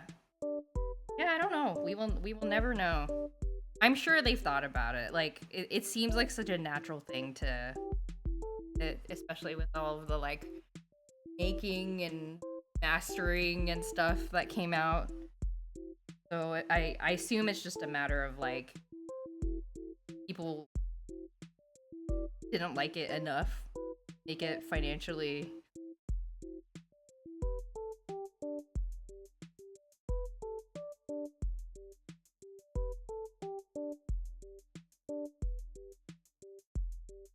They did some digital Polaroided photos, Animal Crossing themed things and stuff. Oh yeah! That's familiar. You remember that.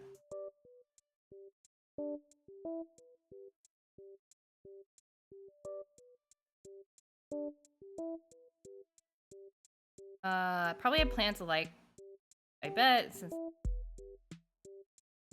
now. Buy a thing that essentially lets you take a picture, add Animal Crossing character out on the spot. Do you have to like go to a place to get it printed? Or was it like a little limited app or something that you used? Actually, one thing that I saw that isn't in this comic, but I thought was like, have you guys know Instax, right? Like the Polaroid cameras. And usually they're like this big. You know, you're like, hi, I'm taking. Okay, this is a little bigger than they are in real life, but like, or like, but they're like kind of big. But we saw for sale these like tiny ones, like tiny little cameras by Instax, and there's just like a little button on the top, and then you just hold it in your hand like this. Take your photo. And they're very cute. And obviously these don't print out anything. I think you be like connected to your phone or something to pull the digital photos off, but I found myself wondering what the use of that. I guess like if you want to take a lot of pictures but you don't want like a heavy phone out all the time, or What am I looking at? Is this a sticker sheet? Oh no, it's a different, I just opened a new thing. I illustrated the spoiled man that we sat next to at dinner. Have a worm, Mamachi, if he turned into a worm. Have Long Furby. Have a biblically accurate angel that is sad because God is like, you can't go down to Earth. We have to send the humanoid angels to Earth because you're gonna scare the people. Then we have some instax. Add these to the sticker sheet. The infinite sticker sheet. Okay. I know, maybe these guys. On the right. You have the printer on you that I think you can send over now. There's another attachment to the Game Boy besides the camera that printed the photos. Yes, there was the Game Boy printer. I have never seen one in real life. I do recall a story about somebody who went to an anime convention and they just had like, they had a Game Boy and they had their Game Boy printer and they would just go around and they were like, hey, do you want me to take a picture of you on the Game Boy camera? And then they did, and they would print it out and like give it to you, which I thought was a really sweet thing to do, and it's something that I think I would love to do if I get my hands on a Game Boy printer. I think that would be a really fun, like, I don't know, like fun thing to do that makes people happy. You almost bought one of those for the novelty, but you're not much of a physical. Add the right guys to the sticker sheet, please, I beg. Okay, sounds good. I will make sure to do that. We will not lose these guys to time. Guys, it's almost 2 hours into the stream. I am halfway, maybe, through the comic? Go. Keep drawing. We'll keep drawing. I wonder how much Game Boy printers go for nowadays. I've, like, never seen any... People mod Game Boy printers must.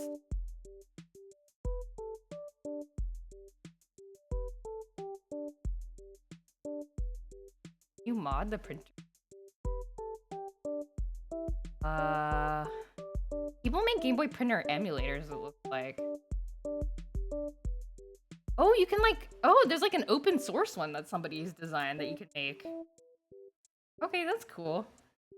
Oh, and they had, the developers took selfies of themselves with a Game Boy camera and like posted it on their GitHub. That's cute.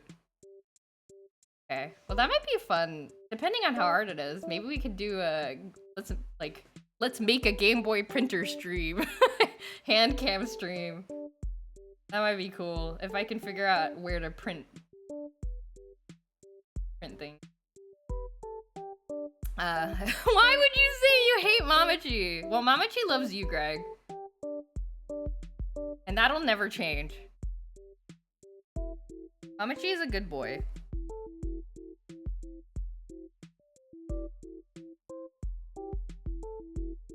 What am I?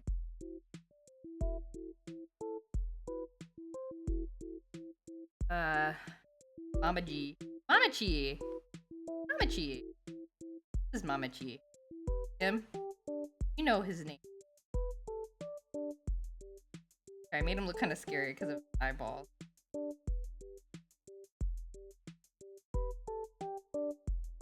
that what he looks like? Oh, does he have like straight down legs? I think he does. I don't think he has like legs. Mamachi. Mama J.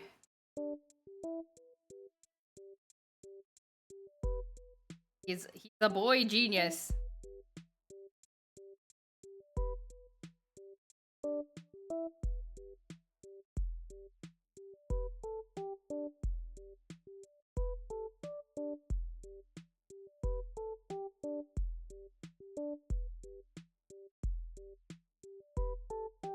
Can I tell you guys a story that is not niece and nephew safe? About the book section?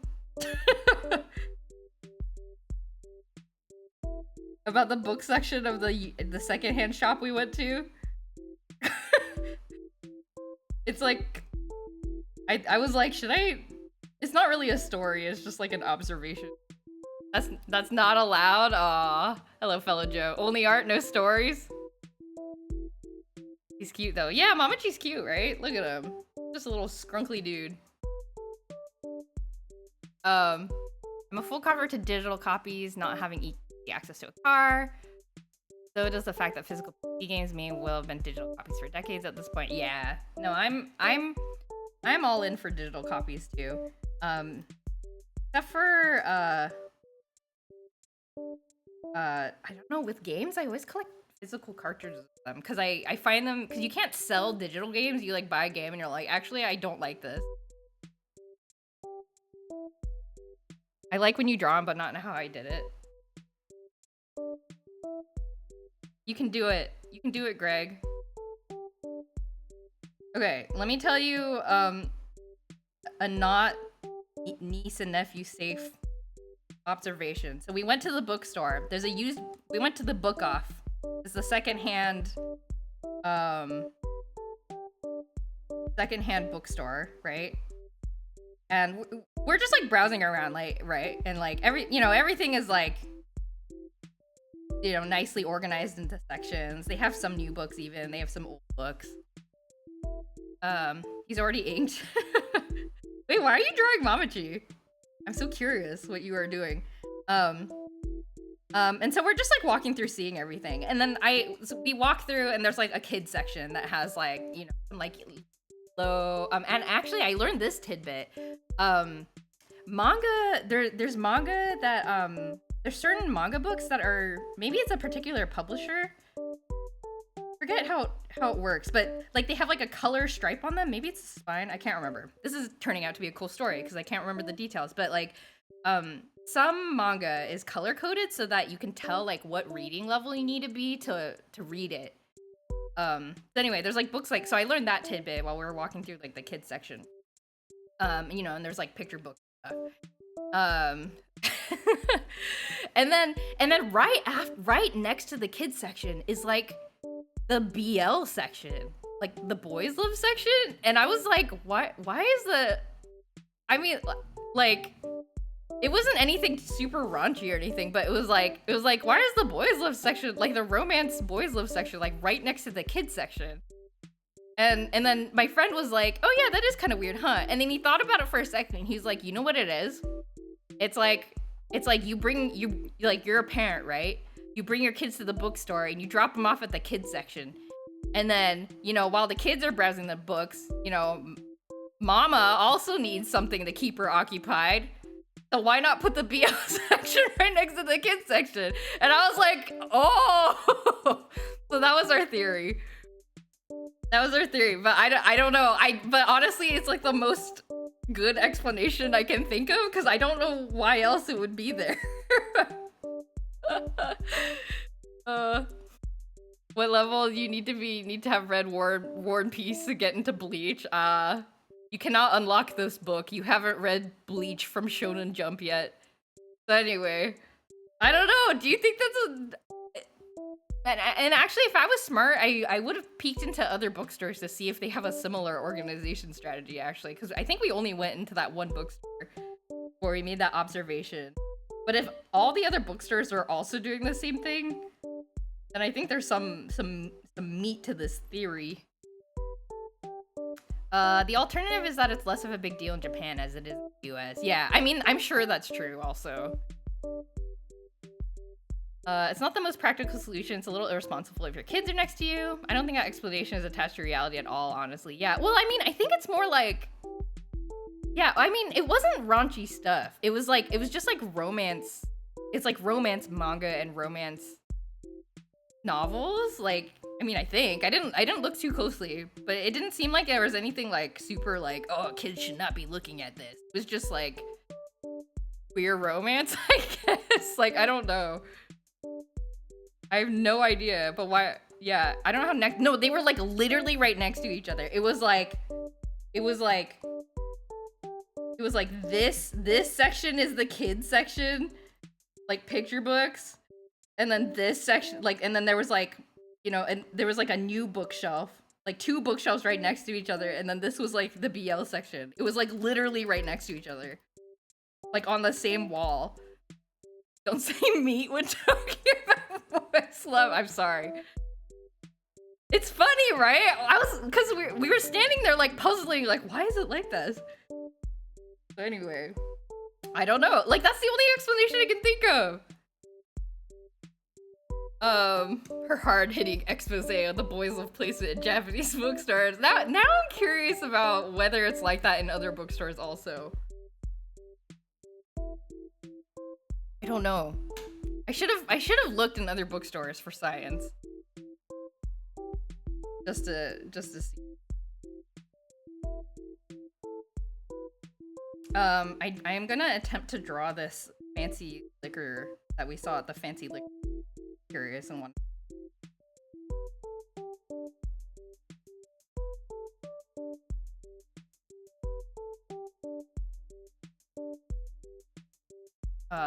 I wonder if I can find a reference.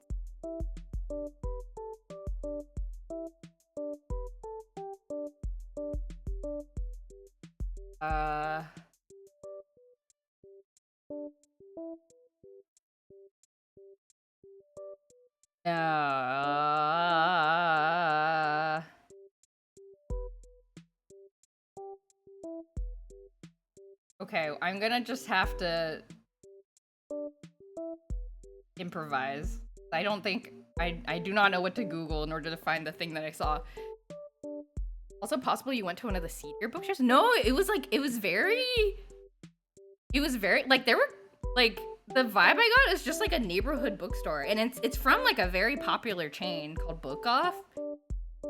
Like you see them in like all sorts of neighborhoods.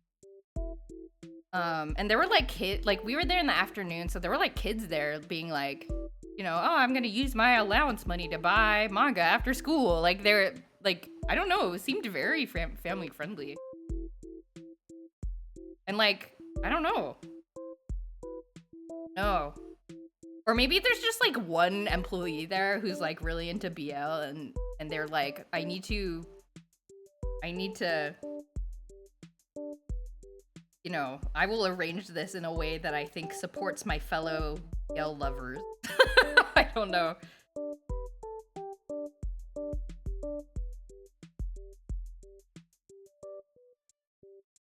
And they're like, I don't know, they're like a secret agent for like a coalition of parents who are like, I'm bored while my kid hangs out in the kids section. This one employee's like, I got you.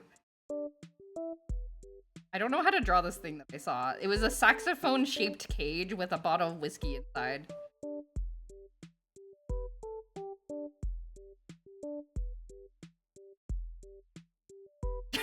This looks very weird. Doesn't look anything like I remember. Yeah, BL being there is not strange or rare. Yeah, exactly. Like, it's being next to the kids section was the thing that really boggled our minds. The kids are also in the kids section by themselves, and moms don't need their shelves to be literally right next to, I guess, yeah. I mean, unless it's like, maybe it's like you bring your toddlers there and like they can't read the grown-up books, so it doesn't like matter. I don't know. Like, you wouldn't bring your like 13-year-old kid there, but you might bring your like 3-year-old, and they're like looking at the Pokemon picture books, and you're just like, well, I'm gonna stand here. You can't leave them by themselves in the aisle. I don't know.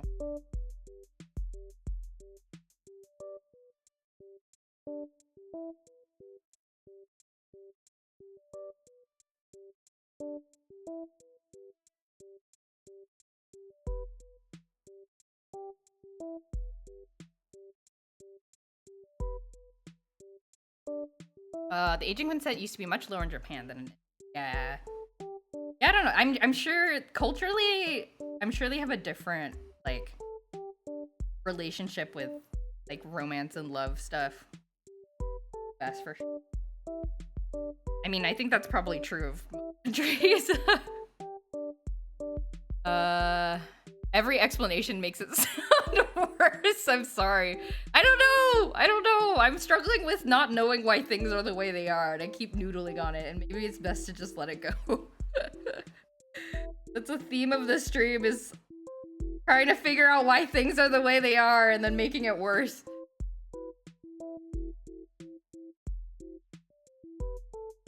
what else we got? Back to... Oh.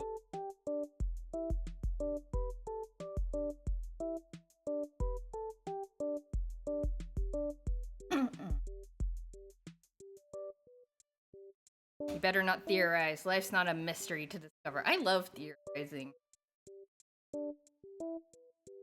It's my favorite thing to do. I guess that's why I'm a scientist. Are there people out there who don't like theorizing? Does anybody out there not like theorizing about things? Are you just like, you just accept things as they are? You're probably happier than I am.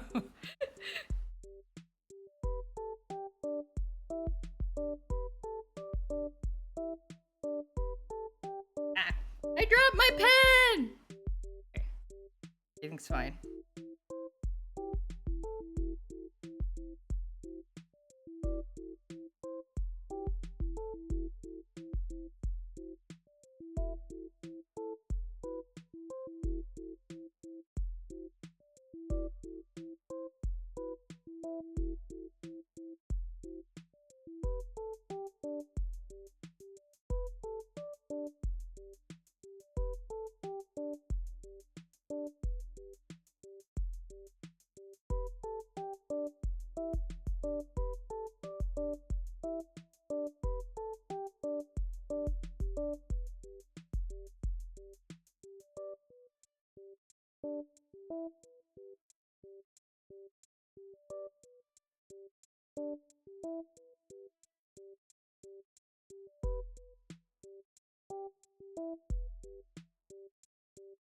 Okay. Great comic art. Oh, thank you. I used to like theorizing things, but I tend to get way too angry when the theory was really far off base, so I try to take it less serious. Okay,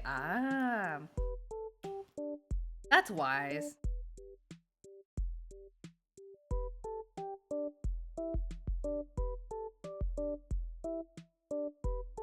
That's good. That's good self-awareness.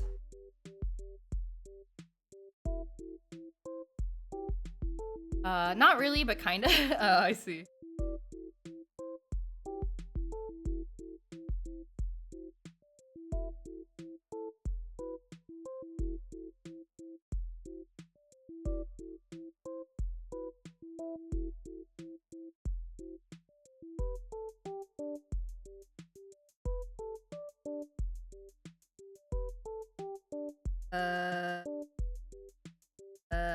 Okay, I've made a note to myself to draw some kind of map. Draw a map. What am I drawing a map of, Past Joy? Past Joy, what did you mean by this? What am I drawing a map of?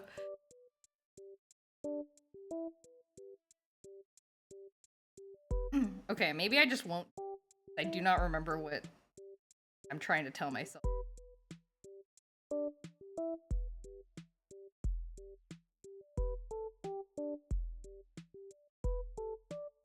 I meant not get lost in the book section. Maybe Past Joy was like, do not talk about the BL thing on stream.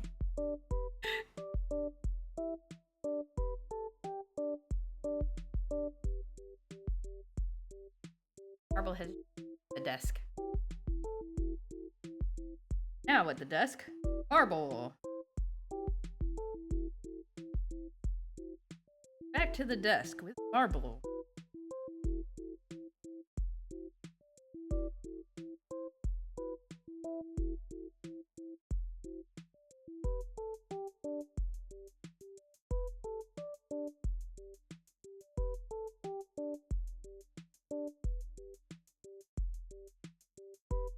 What other stories do I have for you guys? Have I run out of stories? Japan stories?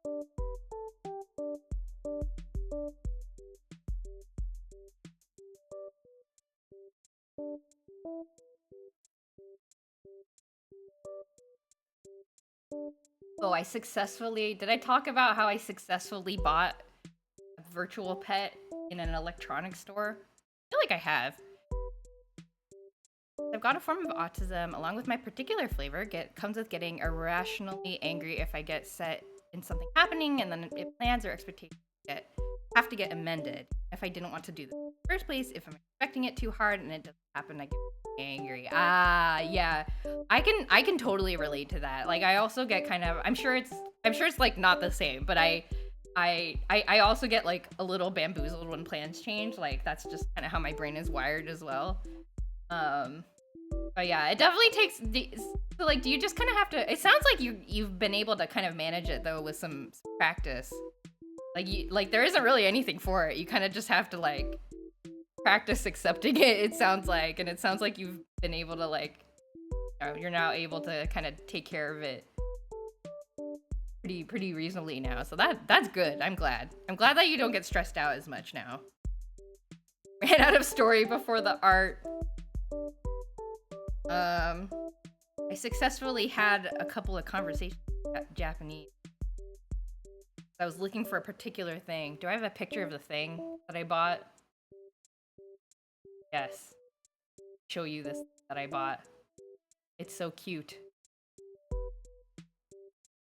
I might have talked about it from the perspective of this is a thing that I want to make sure to try to buy.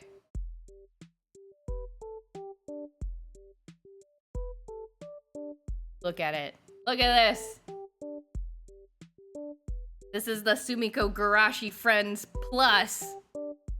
It's got a little faceplate. Actually, there's a device underneath, but they have these like faceplates that when you stick them on the device, it turns into a little guy with like the screen turns into a face, and you can pet it. It's cute. And I apparently it came out like mid last year. So I thought it would still be in electronic stores, but it was kind of hard to find. I think they were like, not a lot of stores were selling it anymore. You don't hate Mamachi that much? Yeah, see? I knew you'd come around. The way I manage it is to resist the urge to plan too far ahead and get set in what I want to do. So you kind of just avoid making those expectations in the first place. That makes sense. Definitely Thomas shaped. Yes. So like, what I had to do, because we stopped by in a couple places, like we went to a Sumiko Gurashi store because there is one in Tokyo Station, and I was like, if anywhere has it, the Sumiko Gurashi store has it, right? Like, it's a Sumiko Gurashi electronic toy, they probably have it. And last time I was in Japan, I remember them selling the same Sumiko Gurashi toys, like, from the years previous, so I don't think they, like, go away that often. We went there and they didn't have it. Like, we showed them a picture and I was like, kore ga arimasu ka? And they were like, no. And I was like, oh. So then what happened was like, and then I was like, does like the big electronic stores have it? And I searched on Big Camera website, and miraculously the Big Camera website has, if you're looking for any kind of like game or toy or something, go to the Big Camera website, because like, if they are still actively selling it in stores, there's like you can find the item page, and then there's a page where you can click on that has a list of all the Big Camera stores and their addresses, and like whether they have like stock of that particular item you're looking for. And so it turned out there was one near a place that we were going another day. So I ran in there by myself before we like all met up for breakfast or whatever, or lunch or something. And I went in there by myself, and I was like the first thing I did was I walked around by myself for a while being like, I'm gonna try to find this myself so I don't have to bother anyone. So I walked around the store, and I did find I have a picture of it. I found the Sumiko Gurashi section, and I found a demo unit of the thing that I wanted, but I couldn't find the like an actual thing. Have the picture. And then I was like looking around that like section of the shelves, like, where is it? There's a demo out. Like, I found this demo station. So they had like one that was bolted to the wall. And you could use it, and it's like explaining everything. I was like, yes, this is what I want, and I couldn't find it. So then I went around the corner to a guy that was standing in the Lego section, and I was like, oh, kore ga kaitai desu ga? And then he was like, he like looked at the thing and he was like, "Oh, and he said something in Japanese that I didn't fully understand, but he was like pointing at his apron and he was like, "Oh, I'm only the Lego person. Like you need to go find a big camera employee." And I was like, "Oh, okay, sorry."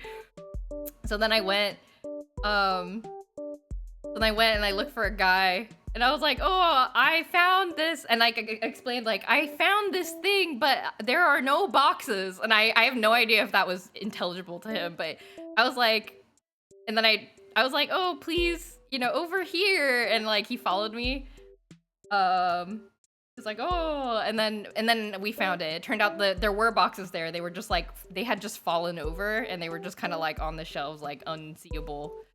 But yeah, anyway, I found it. And then I went to the checkout and I was like, and I had a conversation in Japanese and then I asked him like, and I was like, "Oh, tax-free dekimasu ka? Like, can I get it tax-free?" And he was like, "Oh, can I have your passport?" And I was like, "Here's my passport." And then as soon as he saw that I had an American passport, he was like, he like switched to full English, even though he wasn't that good at English, but he was like trying really hard. And I was like, "You don't have to do this." I was like, "I think I understand the basics." But anyway, it was very nice of him to try to accommodate me. So that was my one successful solo transaction. I know, it was very nice. Will you be the Tama to my Gachi? Wait, I should make a Valentine's card. I should make a Valentine's card for that. That's a great Valentine's card message, Greg, that you have invented. I thought the ice cream truck was driving by and I realized it was your background noise. Oh, I miss ice cream trucks. I live on like the top floor of I live on like the 5th floor of my apartment building. So if I saw the ice cream truck, I would not catch it in time. Just sad. I try to make my life unstructured because being structured makes me angry if it doesn't go the way I expect, and even if it happens the way I expect, I feel way worse. I've planned it out like that and stressed for hours over it. I couldn't get past that. Things that don't go to plan cause me issues. I definitely couldn't watch stuff on Twitch. That totally makes sense. I have also I relate to that immensely. I used to be very like, okay, every day I'm gonna do all these things and like I'm gonna, make progress on all of my hobbies and all of the things that I want to study and like do like a little bit of everything every day. But I found myself getting more like upset with myself often because I would be like, "Oh, I didn't do my like language learning today because I ran out of time," and I would be kind of like mad about it, like kind of just like disappointed with myself, I think. And so then I was like, you know what? I'm just gonna like, I'll leave time for that stuff, but I'll just kind of like let myself decide day by day. Like, do I want to do this thing or not? Oh, I should probably take off this picture. That picture from the street. Stick the Mamachi VTuber on it. Yeah. Ice cream trucks are real. Current exists there. They're not just for cartoons. Yeah, they're real. I myself have bought ice cream from an ice cream truck when I was a wee child.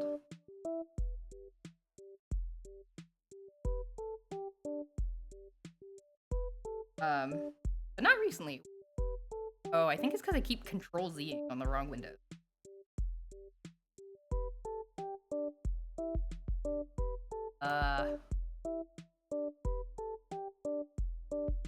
I'm gonna get this drawing today. I just know it. Okay. You know what? I am. I really am. This time I'm gonna do it. We are so almost done, maybe.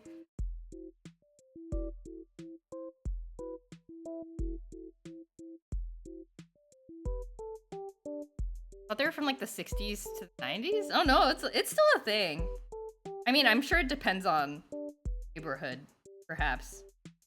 Like,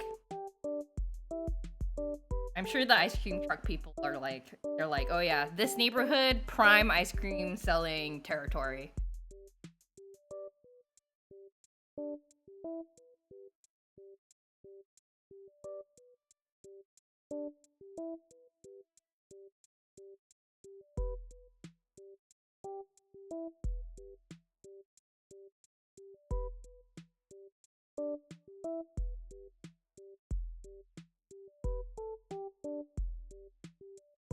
Biba's interrupted streams to go buy ice cream at the ice cream truck. Really? That's dedication. Your neighborhood is prime ice cream territory because of me. The ice cream truck people are all in the Discord and they're like, oh yeah, there's this Bib person.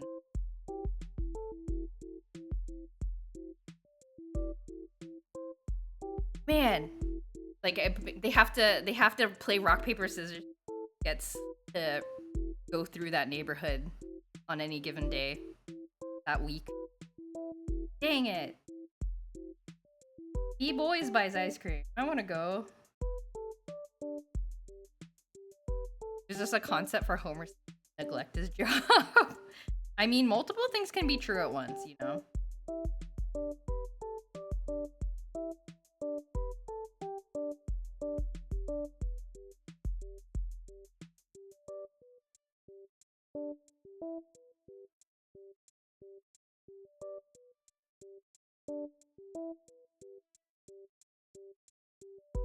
Oh man, now I want ice cream.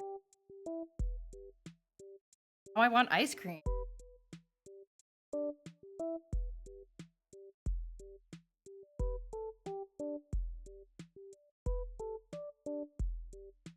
There was one stream, at least one stream, where I watched where you heard the ice cream truck, took a break, and came back with ice cream. Legendary. I love that. See, this is how we should be living our lives. Everybody live a little like B. No?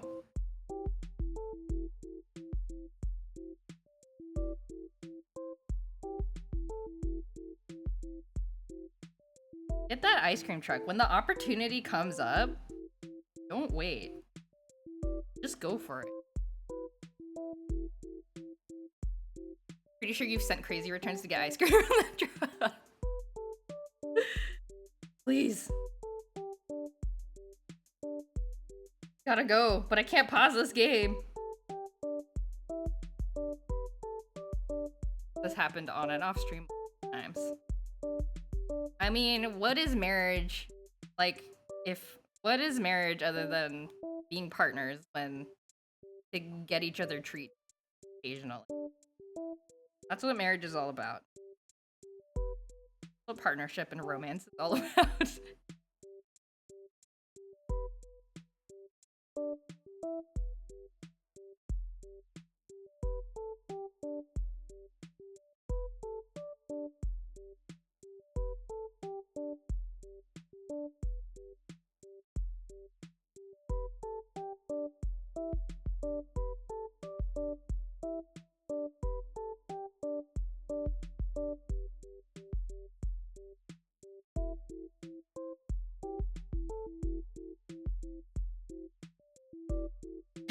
My arm is so long in this picture.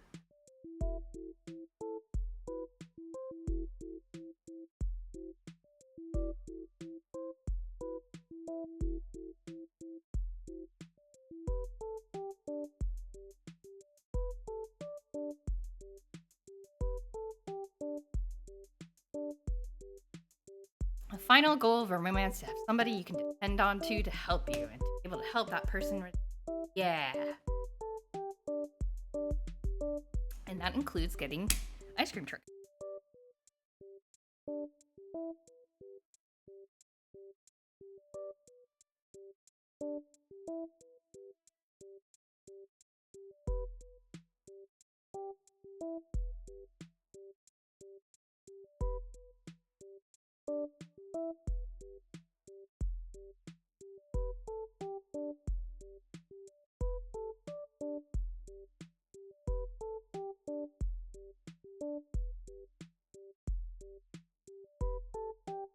How many times have you been to Japan? Oh yeah, somebody asked that earlier. I think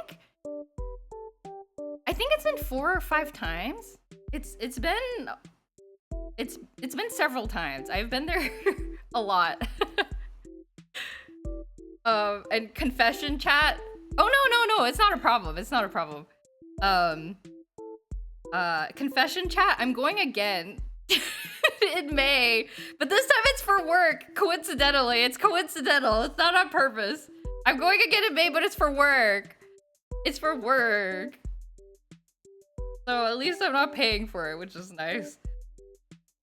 You're just I mean, one perk of being a scientist is that sometimes the science conferences are in cool places like Japan, and sometimes your work, and sometimes you know this in advance and you're like, well, I'm definitely going to submit a paper for that conference this year because if we get in, then my work will pay for me to go to Japan.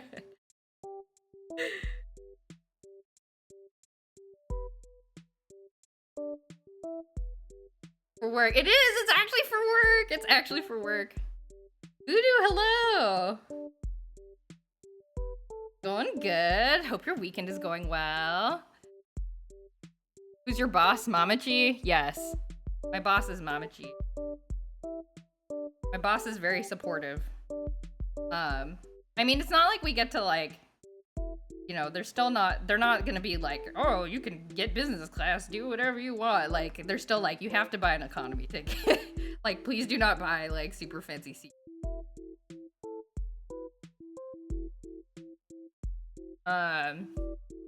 Yeah, so I'm only staying a day extra. Yeah, I talked to my husband too to see if he could also come, but he fortunately his work is not as supportive about going to like science conferences and stuff. So he would have to like take work off for that. And he doesn't have enough days left. Blah blah blah. American employment system. Big bummer. So yes, I will be going by myself. But I guess and I'm only staying like an extra day. But I guess the nice thing is that then Marvel doesn't have to stay at the Kitty Hotel again because my husband will be at home. That'll be nice. My boss was as cool as Mamachi. Every boss should try to be Mamachi. It should be in training. Like, it should be in boss training sessions. Really.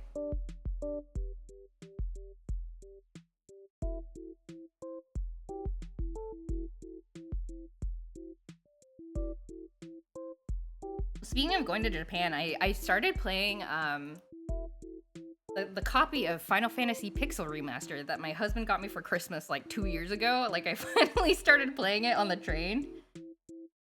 I like downloaded a GameFAQs walkthrough just in case I get stuck, and then I started playing it on the plane. Did I say train? I meant plane.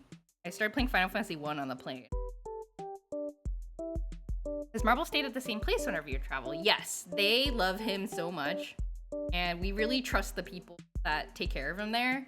They're a little bit more on the pricey side, but I feel a lot better dropping him off there because they give him a lot of like one-on-one cuddle time, and I think Marvel would literally wasn't like around people. Like there's like a minimum amount he needs to be around people, or else he will like die actually. So yeah, so we pay a little bit more for him to get more like fancy treatment.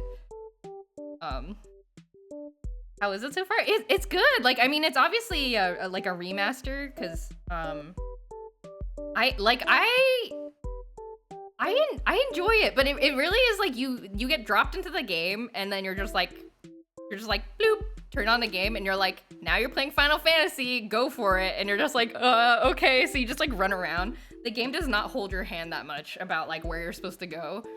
And I think that would be a problem if the remaster did not have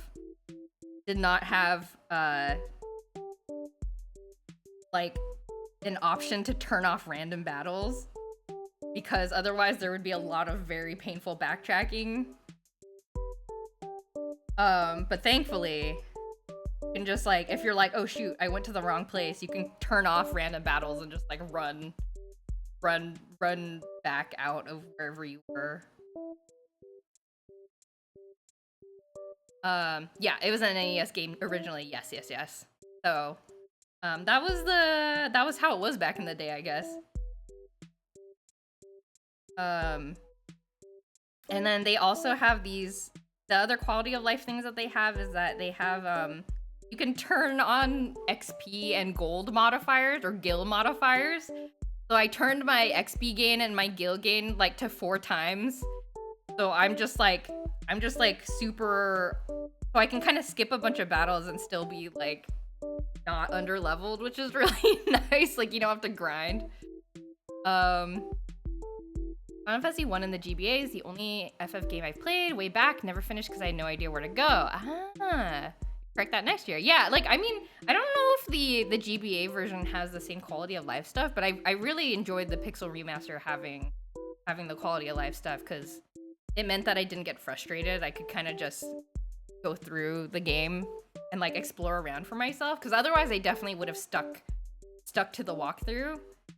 But I like the fact that I can feel free to kind of explore around and be like, oh, is this where I'm supposed to go? Is this where I'm supposed to go? Who are these NPCs? Because I don't get punished by having to fight a bunch of monsters.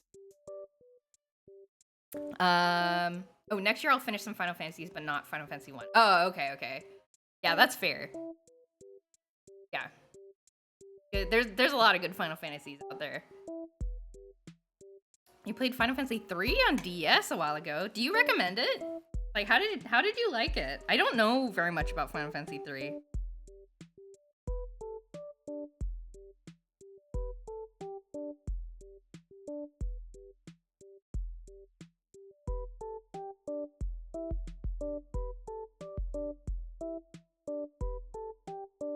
I think the initial PC version of the FF Masters a higher XP rate. Oh, really? Because the developers were like, oh, people do not want to sit at their computer this long. Never mind that we made kids do it back in the day in front of their TV.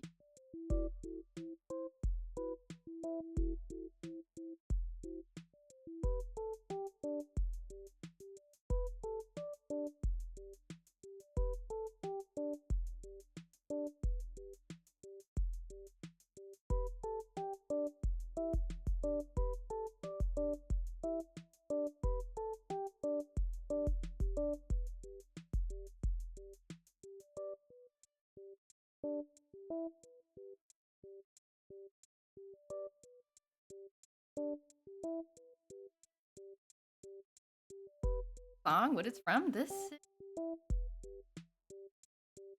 not from a game. It looks like it's just a rando song. God.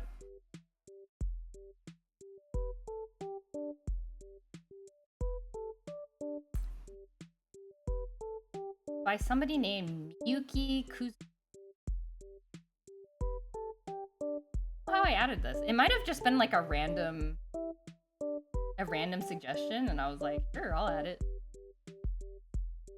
Personally really liked it. It has a system where there's both character levels and class levels. Oh, is Final Fantasy 3 the one where you can swap classes for all your characters? I do recall that system. I don't think I've played a game with Final Fantasy, or I don't think I played a Final Fantasy where that is the system, but I do know that is a thing. That's cool. So like, yeah, you can swap out, you can kind of like customize your character's party. That seems fun. A little complicated, I'm sure, but...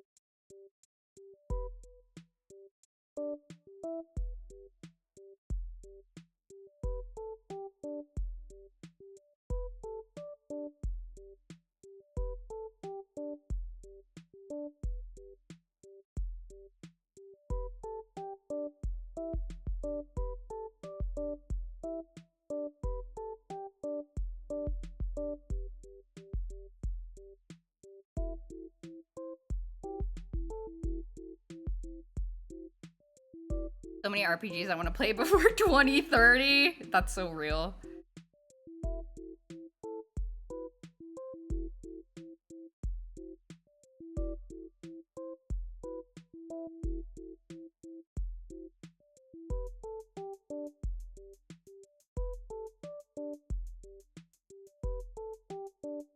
Start with one job, then you as you make major story progress, it adds more possible jobs you can swap to.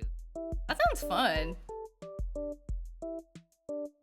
You know, I never made the connection, but I guess that is kind of what Final Fantasy 11 and Final Fantasy 14 are drawing from that, I suppose.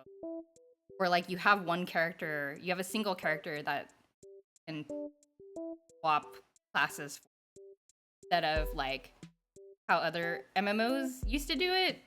Well, I don't know. I'm sure there are other MMOs that also did, but usually it was like you make one character, you one class, and you're locked in. But this has been the Final Fantasy way, I suppose. This is how I found my husband after my friend and I came back from our day of retro shopping. We like met up at the train station before heading all the way over to dinner together, and like he was like this, like literally with huge bags like this, and was dying on his feet, and we're like, can we like let us carry some stuff for you? You look really miserable. He was like, there wasn't time to go back to the hotel to drop stuff off. I'm like, oh my god. Why did you buy so many clothes? Okay. What?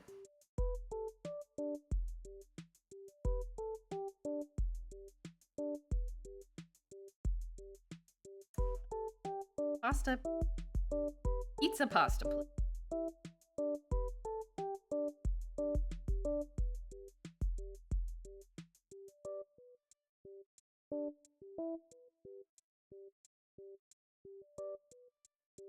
Will I finish this comic? Gotta lock it. But now I'm hungry. I gotta lock it, but now I'm hungry.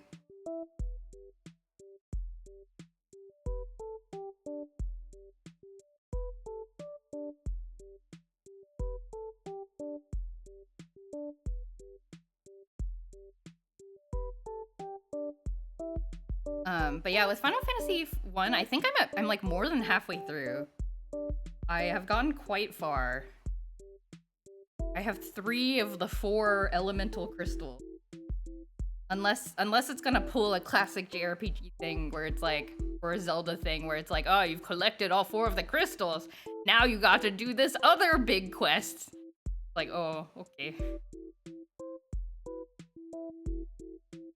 There.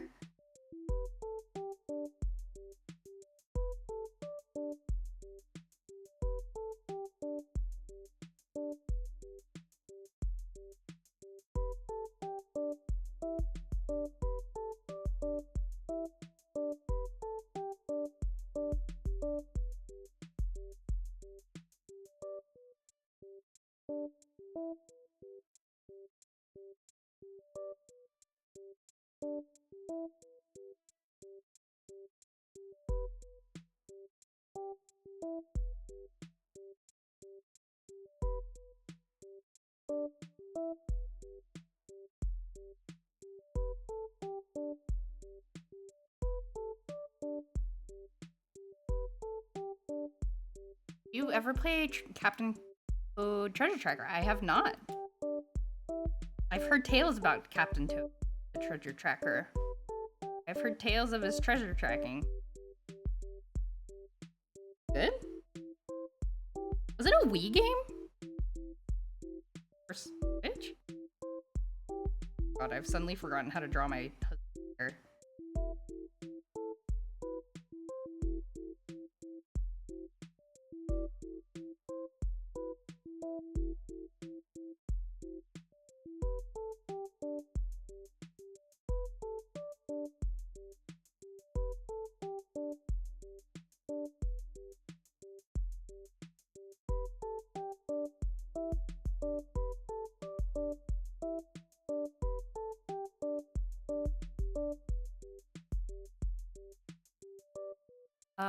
In the original, they advertised it, I think it was an 80-hour playtime, and the way they pulled that off was to force you to grind for ages to beat the game.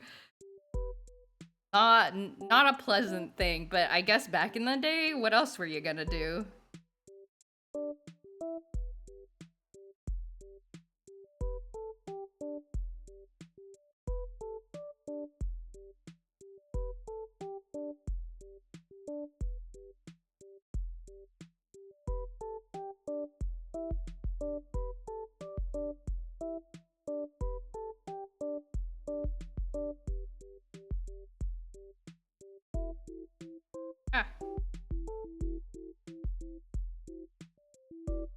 Um,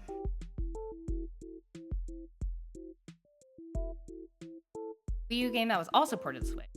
Game ported to Switch. Never played it, but heard it would be fine if it were cheaper. Oh man, that suddenly reminds me of my Sunday evenings before the Twitch JoJo art streams. Was that Bleak? Wait, I don't get it. I don't get it, Vacciner. I hope. Is it Bleak? Why is it Bleak? I don't get it. I'm dumb and I don't get it. If you're a kid, the game has to last a while because it's likely going to be a while before you have the funds to buy a new game. Yeah.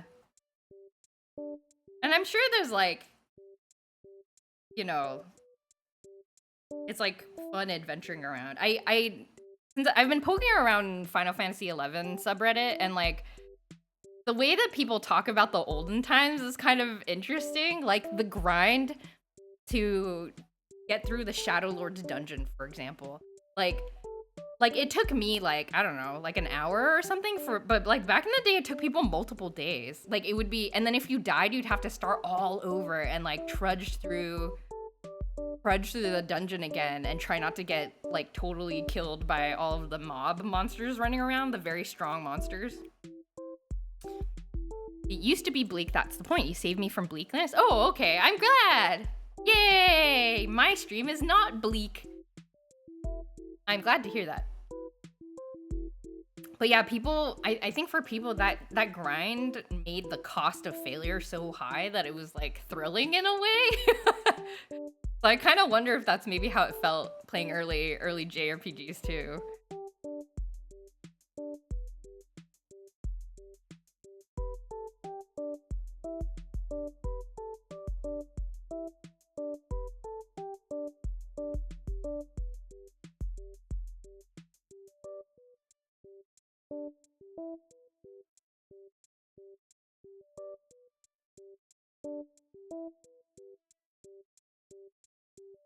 Got next.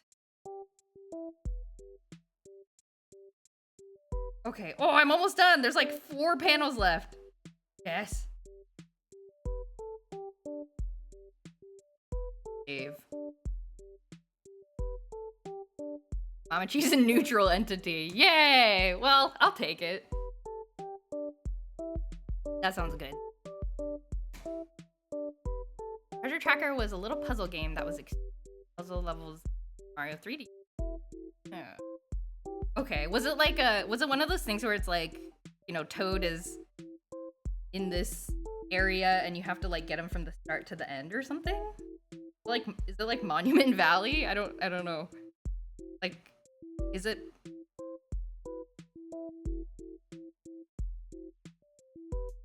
a puzzle game in that sense?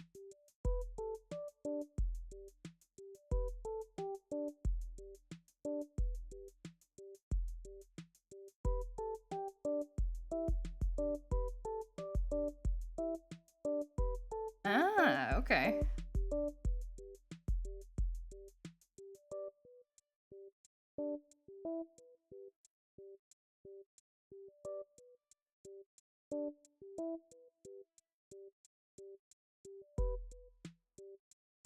I'm so... Gotta finish drawing so I can eat.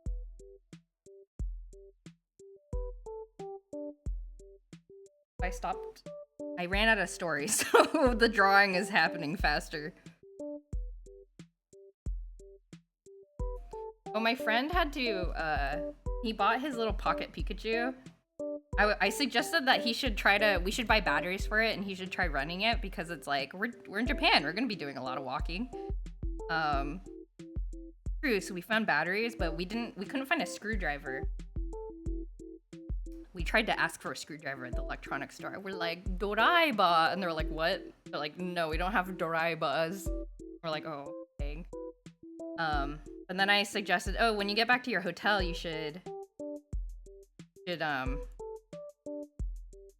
ask them to see if they have a screwdriver, because, you know, sometimes they have, like, random stuff like that. And then the next day, he told me that they did. And he was like explaining to the guy, like I guess the guy, the receptionist dude was like on the younger side, and he like didn't know what the Pocket Pikachu was. And so my friend had to like explain. And I don't know why it came up, but he was like telling him about me and how, and he like he described me as a Tamagotchi otaku, which I guess is accurate. And to be honest, I felt kind of proud to be described to somebody else in that way. Yo, Mamachi passes away. No, absolutely not. Mamachi is an unending eternal entity.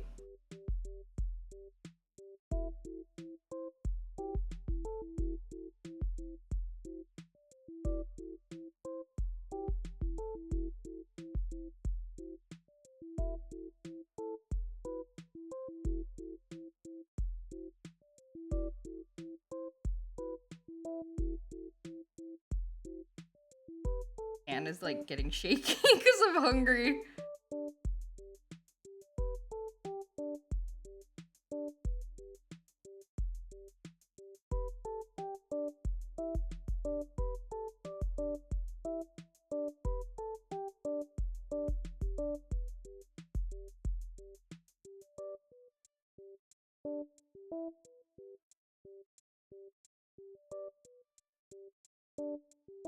Oh shit.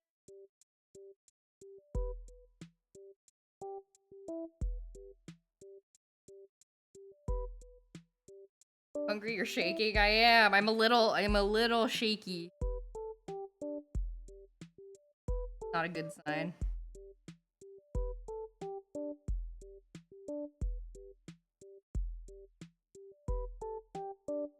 A snack. I have some grapefruit boba in the fridge right now. I guess I could drink it right now, but then you would hear me chewing on the boba, which has not stopped me before. I don't know why I'm suddenly shy about it. You're shaking with rage? I'm shaking with rage because I'm raging that I'm hungry. No, there is no raging.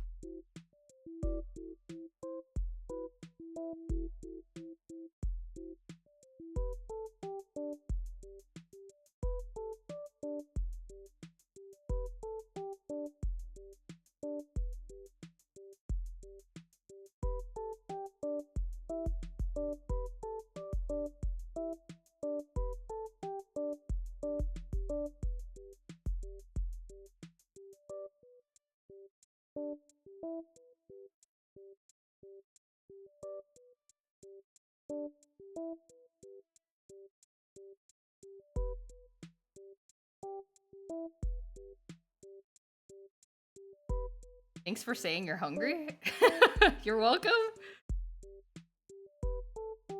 Can relate.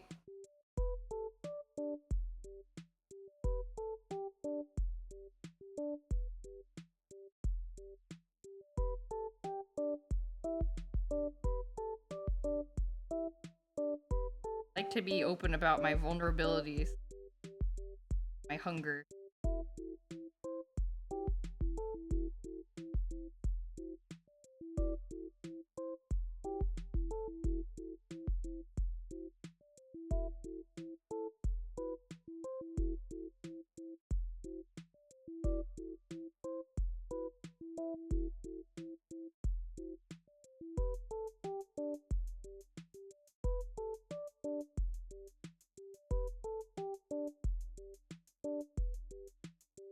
Okay. Very shakily.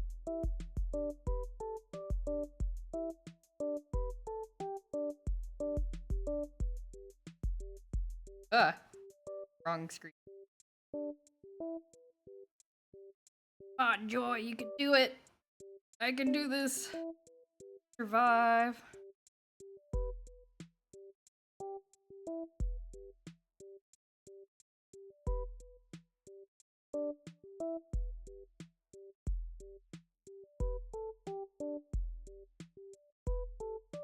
This.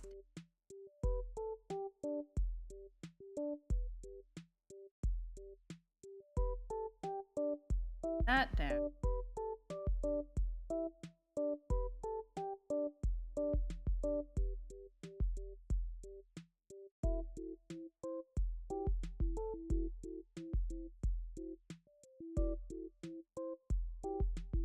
You can you believe that I used to draw all these panel lines by hand? Why would I do that to my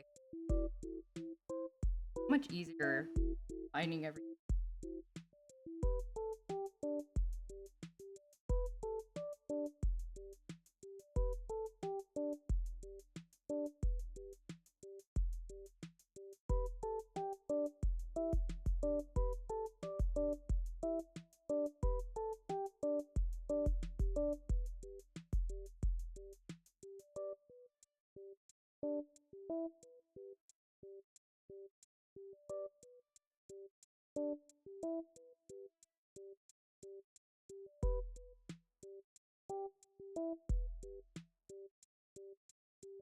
Same reason you don't just type words instead of writing them.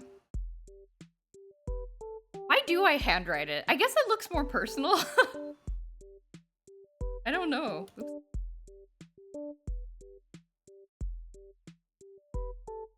Do I write on text? I think I find the writing actually a lot easier than having to switch to a typing tool. Maybe because I don't have my keyboard near me. Drawing.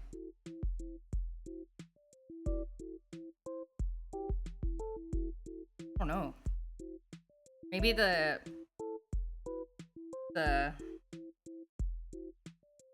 panel tool of Studio is just particularly good. Draw myself passing out. Kinda did this.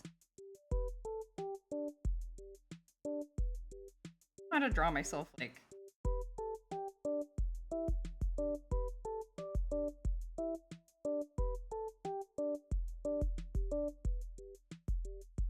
dead.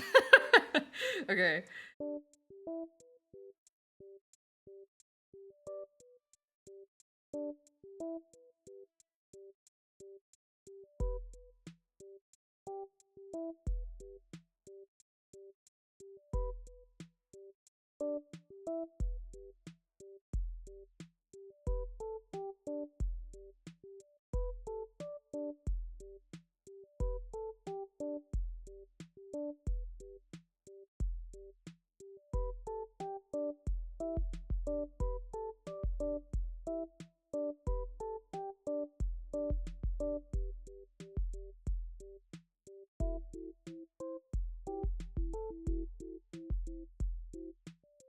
You're a great comic artist. Your visuals convey everything so well. Thank you, Greg.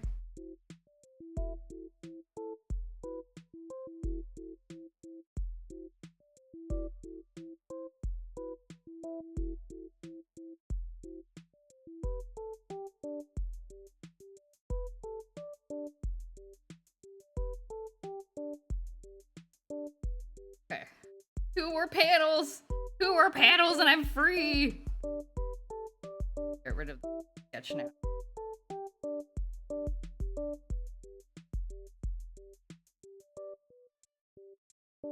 Two more panels and it's less than 3 hours of stream. Great.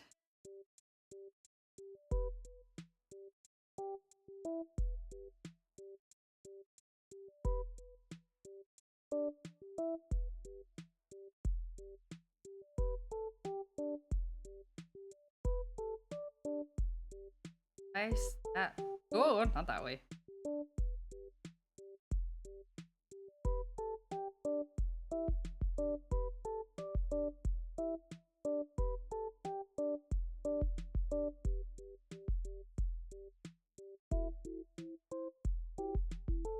Imagine you could do this every month and we'd have way more comics. I could draw a comic every month. Brush. I should. Should I make regular comic streams? But then I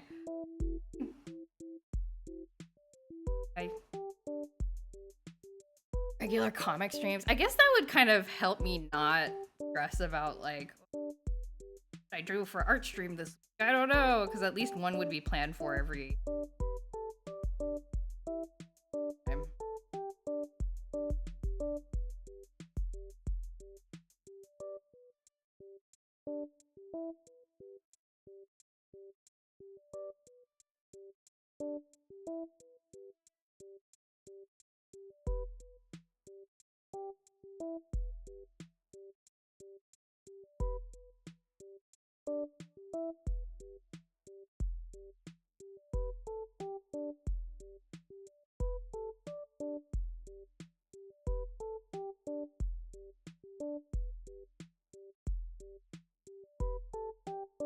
But I could do regular comics drawings.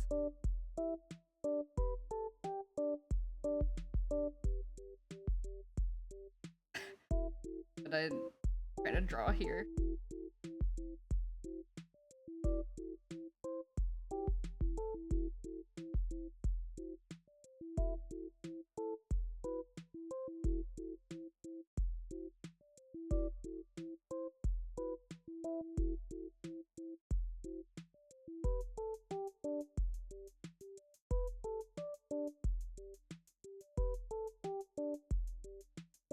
Regular story. I could. I should.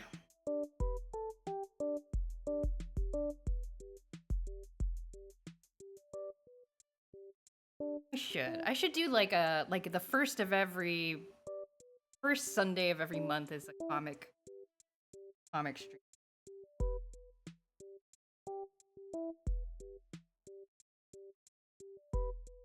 Urged my body with.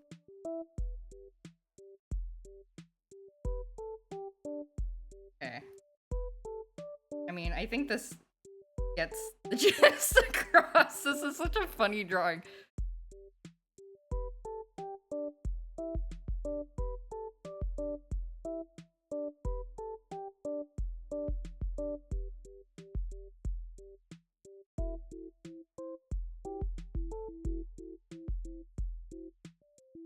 I think that would be a good idea.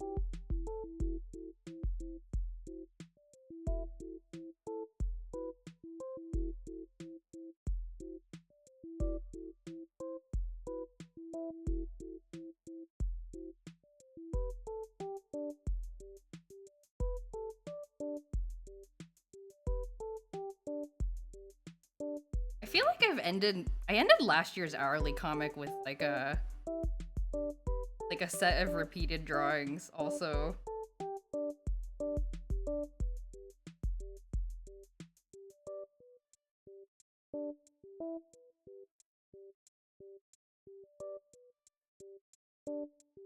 Almost done. Last panel. Last panel.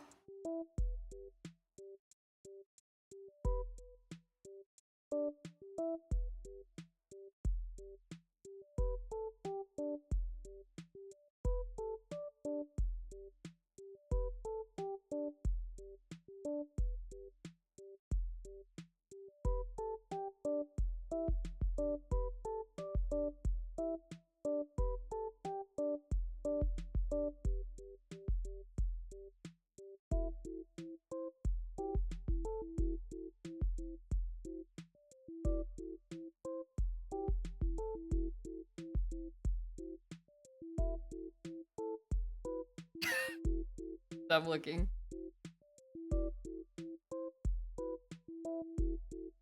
You got this. Thank you.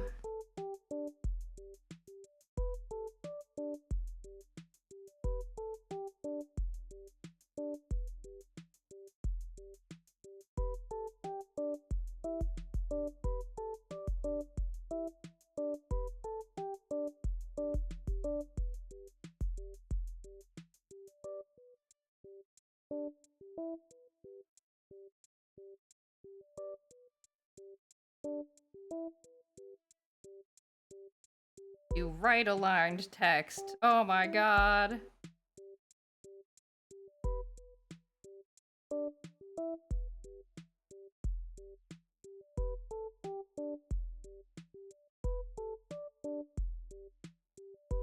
He passed out. That sounds like I had a medical emergency.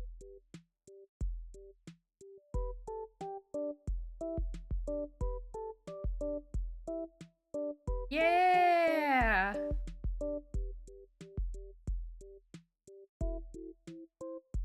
Dailies pitiable. That's how they get ya.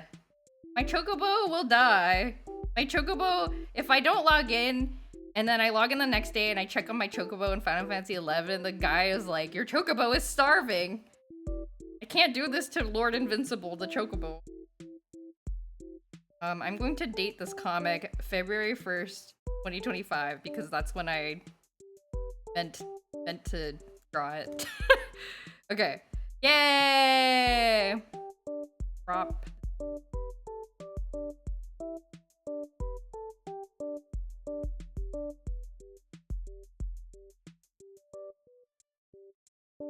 One of my favorite Final Fantasy songs, by the way. Okay, we did it! Okay, let's do a little scroll. I've done today. Early Comics Day. I'm in Japan with getting lost in Shibuya. Keto rice for breakfast. Echo Town. While husband goes shopping. Games, second anime merch. Doka Magical Slot Machine. Bought a Game Boy camera. Lunch. Picks with a camera. Got some books. Got some fancy liquor. Akihabara. Friend bought a Pocket Pikachu. Dinner. Husband bought too much stuff. Restaurant. This song makes the comic seem like a sad climactic event. This is the tale. This is the tale of the time that Joy went retro shopping and only bought a $40 Game Boy camera because everything was overpriced out the wazoo. But still, we live on. Went back to the hotel, said bye to the friend, passed out, drew the comics, tried to play some games. The end! Why did I draw the date so small? We did it! Yay! Okay. The ending? What does that mean? If he was invincible, he would die that easily. He's only invincible to other chocobos. He's not invincible to hunger or death. Like your friend, we'd never seen might die unless... No, this is a song of victory and hope. Listen to that piano. Alright. I am gonna go eat some food because I am starving. But I am proud of myself for finishing this comic. Thank you all for keeping me company. I hope you enjoyed my random stories, travel stories. I hope you enjoyed watching the comic drawing. There any... Pianos are sad instrument? Say that to the person who wrote the Bumblebee song, which may or may not actually be for the piano. It might actually be for strings. I can't remember. The Bumblebee song. That's not sad. It's frantic and stressful. Have a good night. Have a good stream. Have a good night. Thank you. Thank you both. Let's see if there's anyone to rate now. Oh, by the way, I think I reached 400 followers like last stream, I think, which is crazy. That is wild. Thank you everybody for coming and hanging out. I'm so happy that so many people enjoy the streams, but not too many. I don't want to be I do not want to become a big streamer ever. Don't tell your friends about me. This is a secret. Okay. Let's go Oh, did Melodica just start streaming? Oh yeah, Melodica's like just started streaming. Okay. Melodica is gonna play some Phoenix Wright, maybe? I don't know. Or Cooking Mama Gone Wrong. I don't know what that means, but that sounds cool. Alright, we'll raid over to Mellow. GameCube Mellow. And I will be streaming next on Tuesday. I guess we're gonna be trying to finish Skatebird on Tuesday. My attempt at doing a one-off stream was not successful. But we're gonna finish Skatebird because it's funny and cute. So I will see you then, 8:30 p.m. Pacific time. Have a good rest of your week, or have a good start to your week. If you have the day off tomorrow, I hope you have a great day off tomorrow. See you later, everybody. Bye-bye.